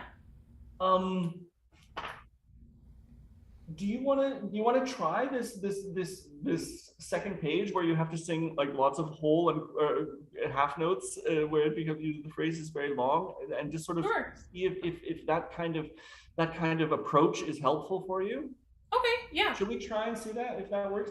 So I'll play just the last 4 bars before. In dir erwachen seine Lieder. We'll start there.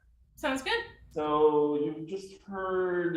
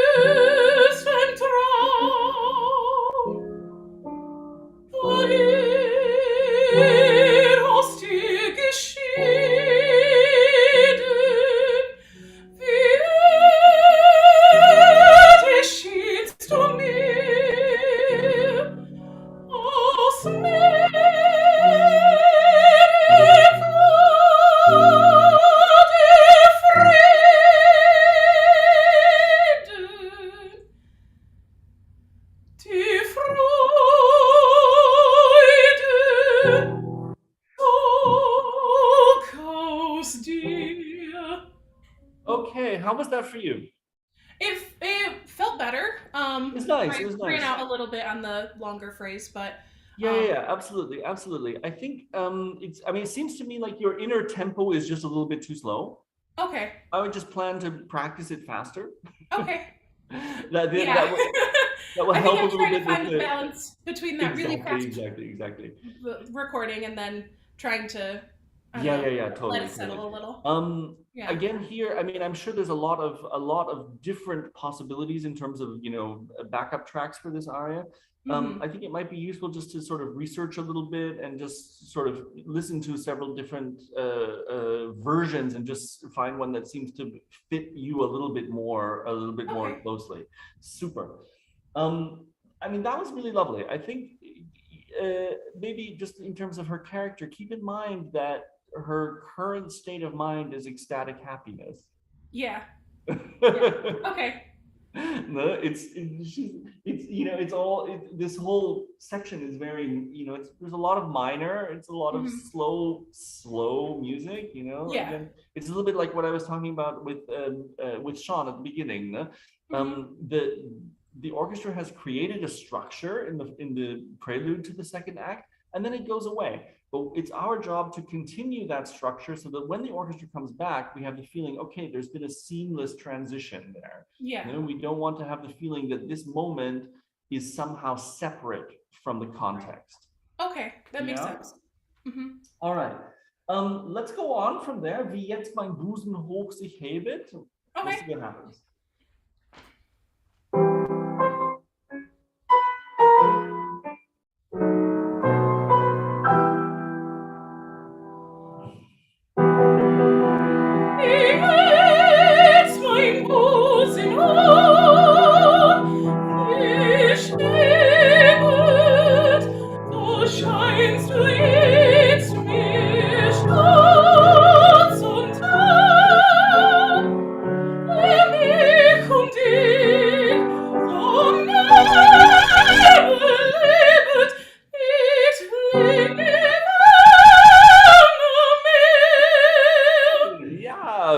Good. Excellent. Okay. How was that for you?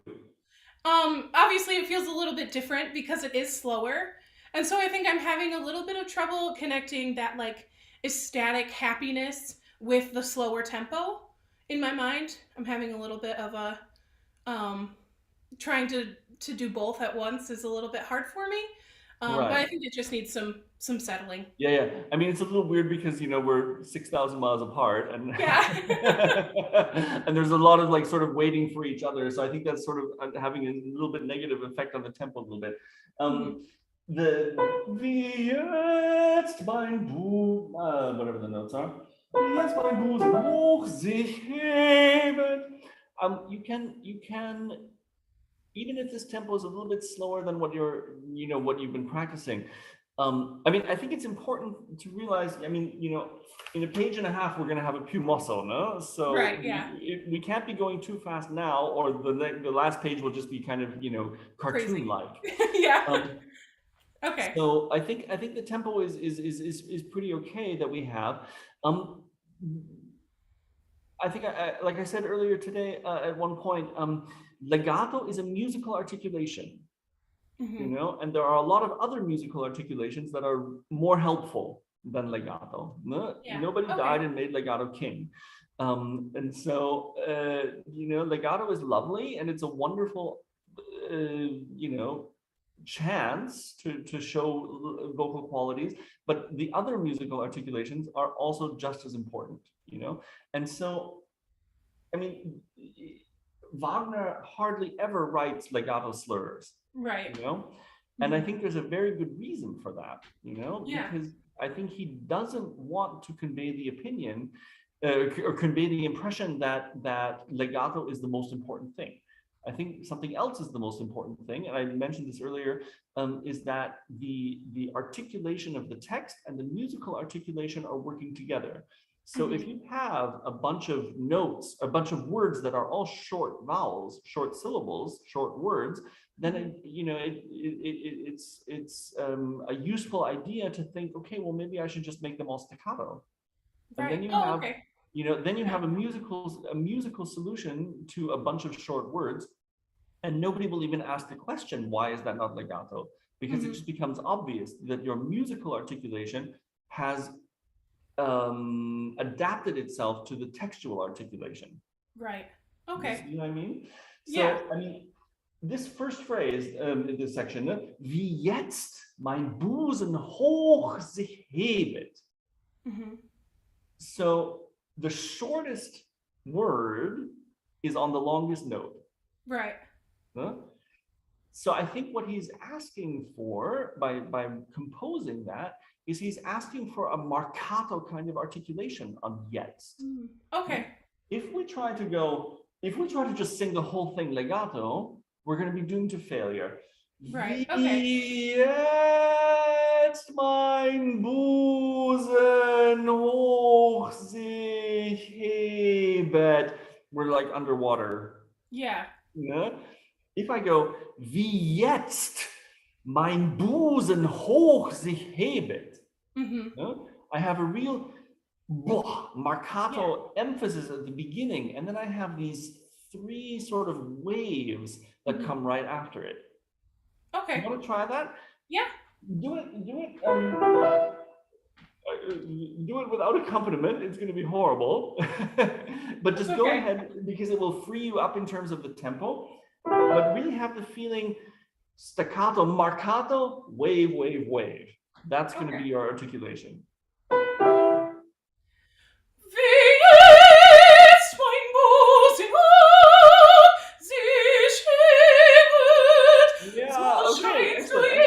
Excellent. How was it? It felt better. It feels more true to the text. Yeah, and absolutely. it kind of makes more sense with the character and what we've discussed already to sing it. Absolutely. Do Yeah. it one more time and see if you can plan the breath a little bit more accurately to get through the whole phrase in one breath. We have about 2 more minutes. Okay.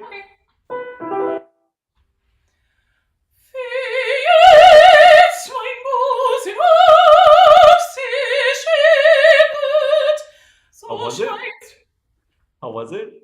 It felt good. Yeah, it felt fine. It was fantastic. Thank you. The first note was even a little bit too long. Oh, okay. Just in terms of the tempo that you had afterwards.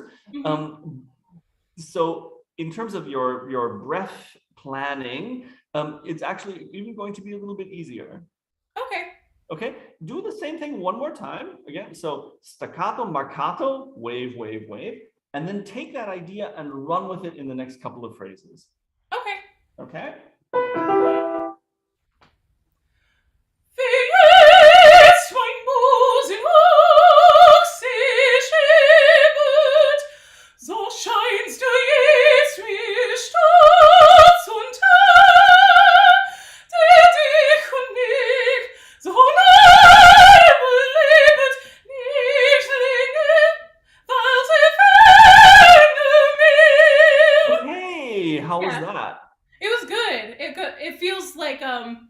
More true to how it should be. Absolutely. It sounds much more authentic. Yeah. Absolutely.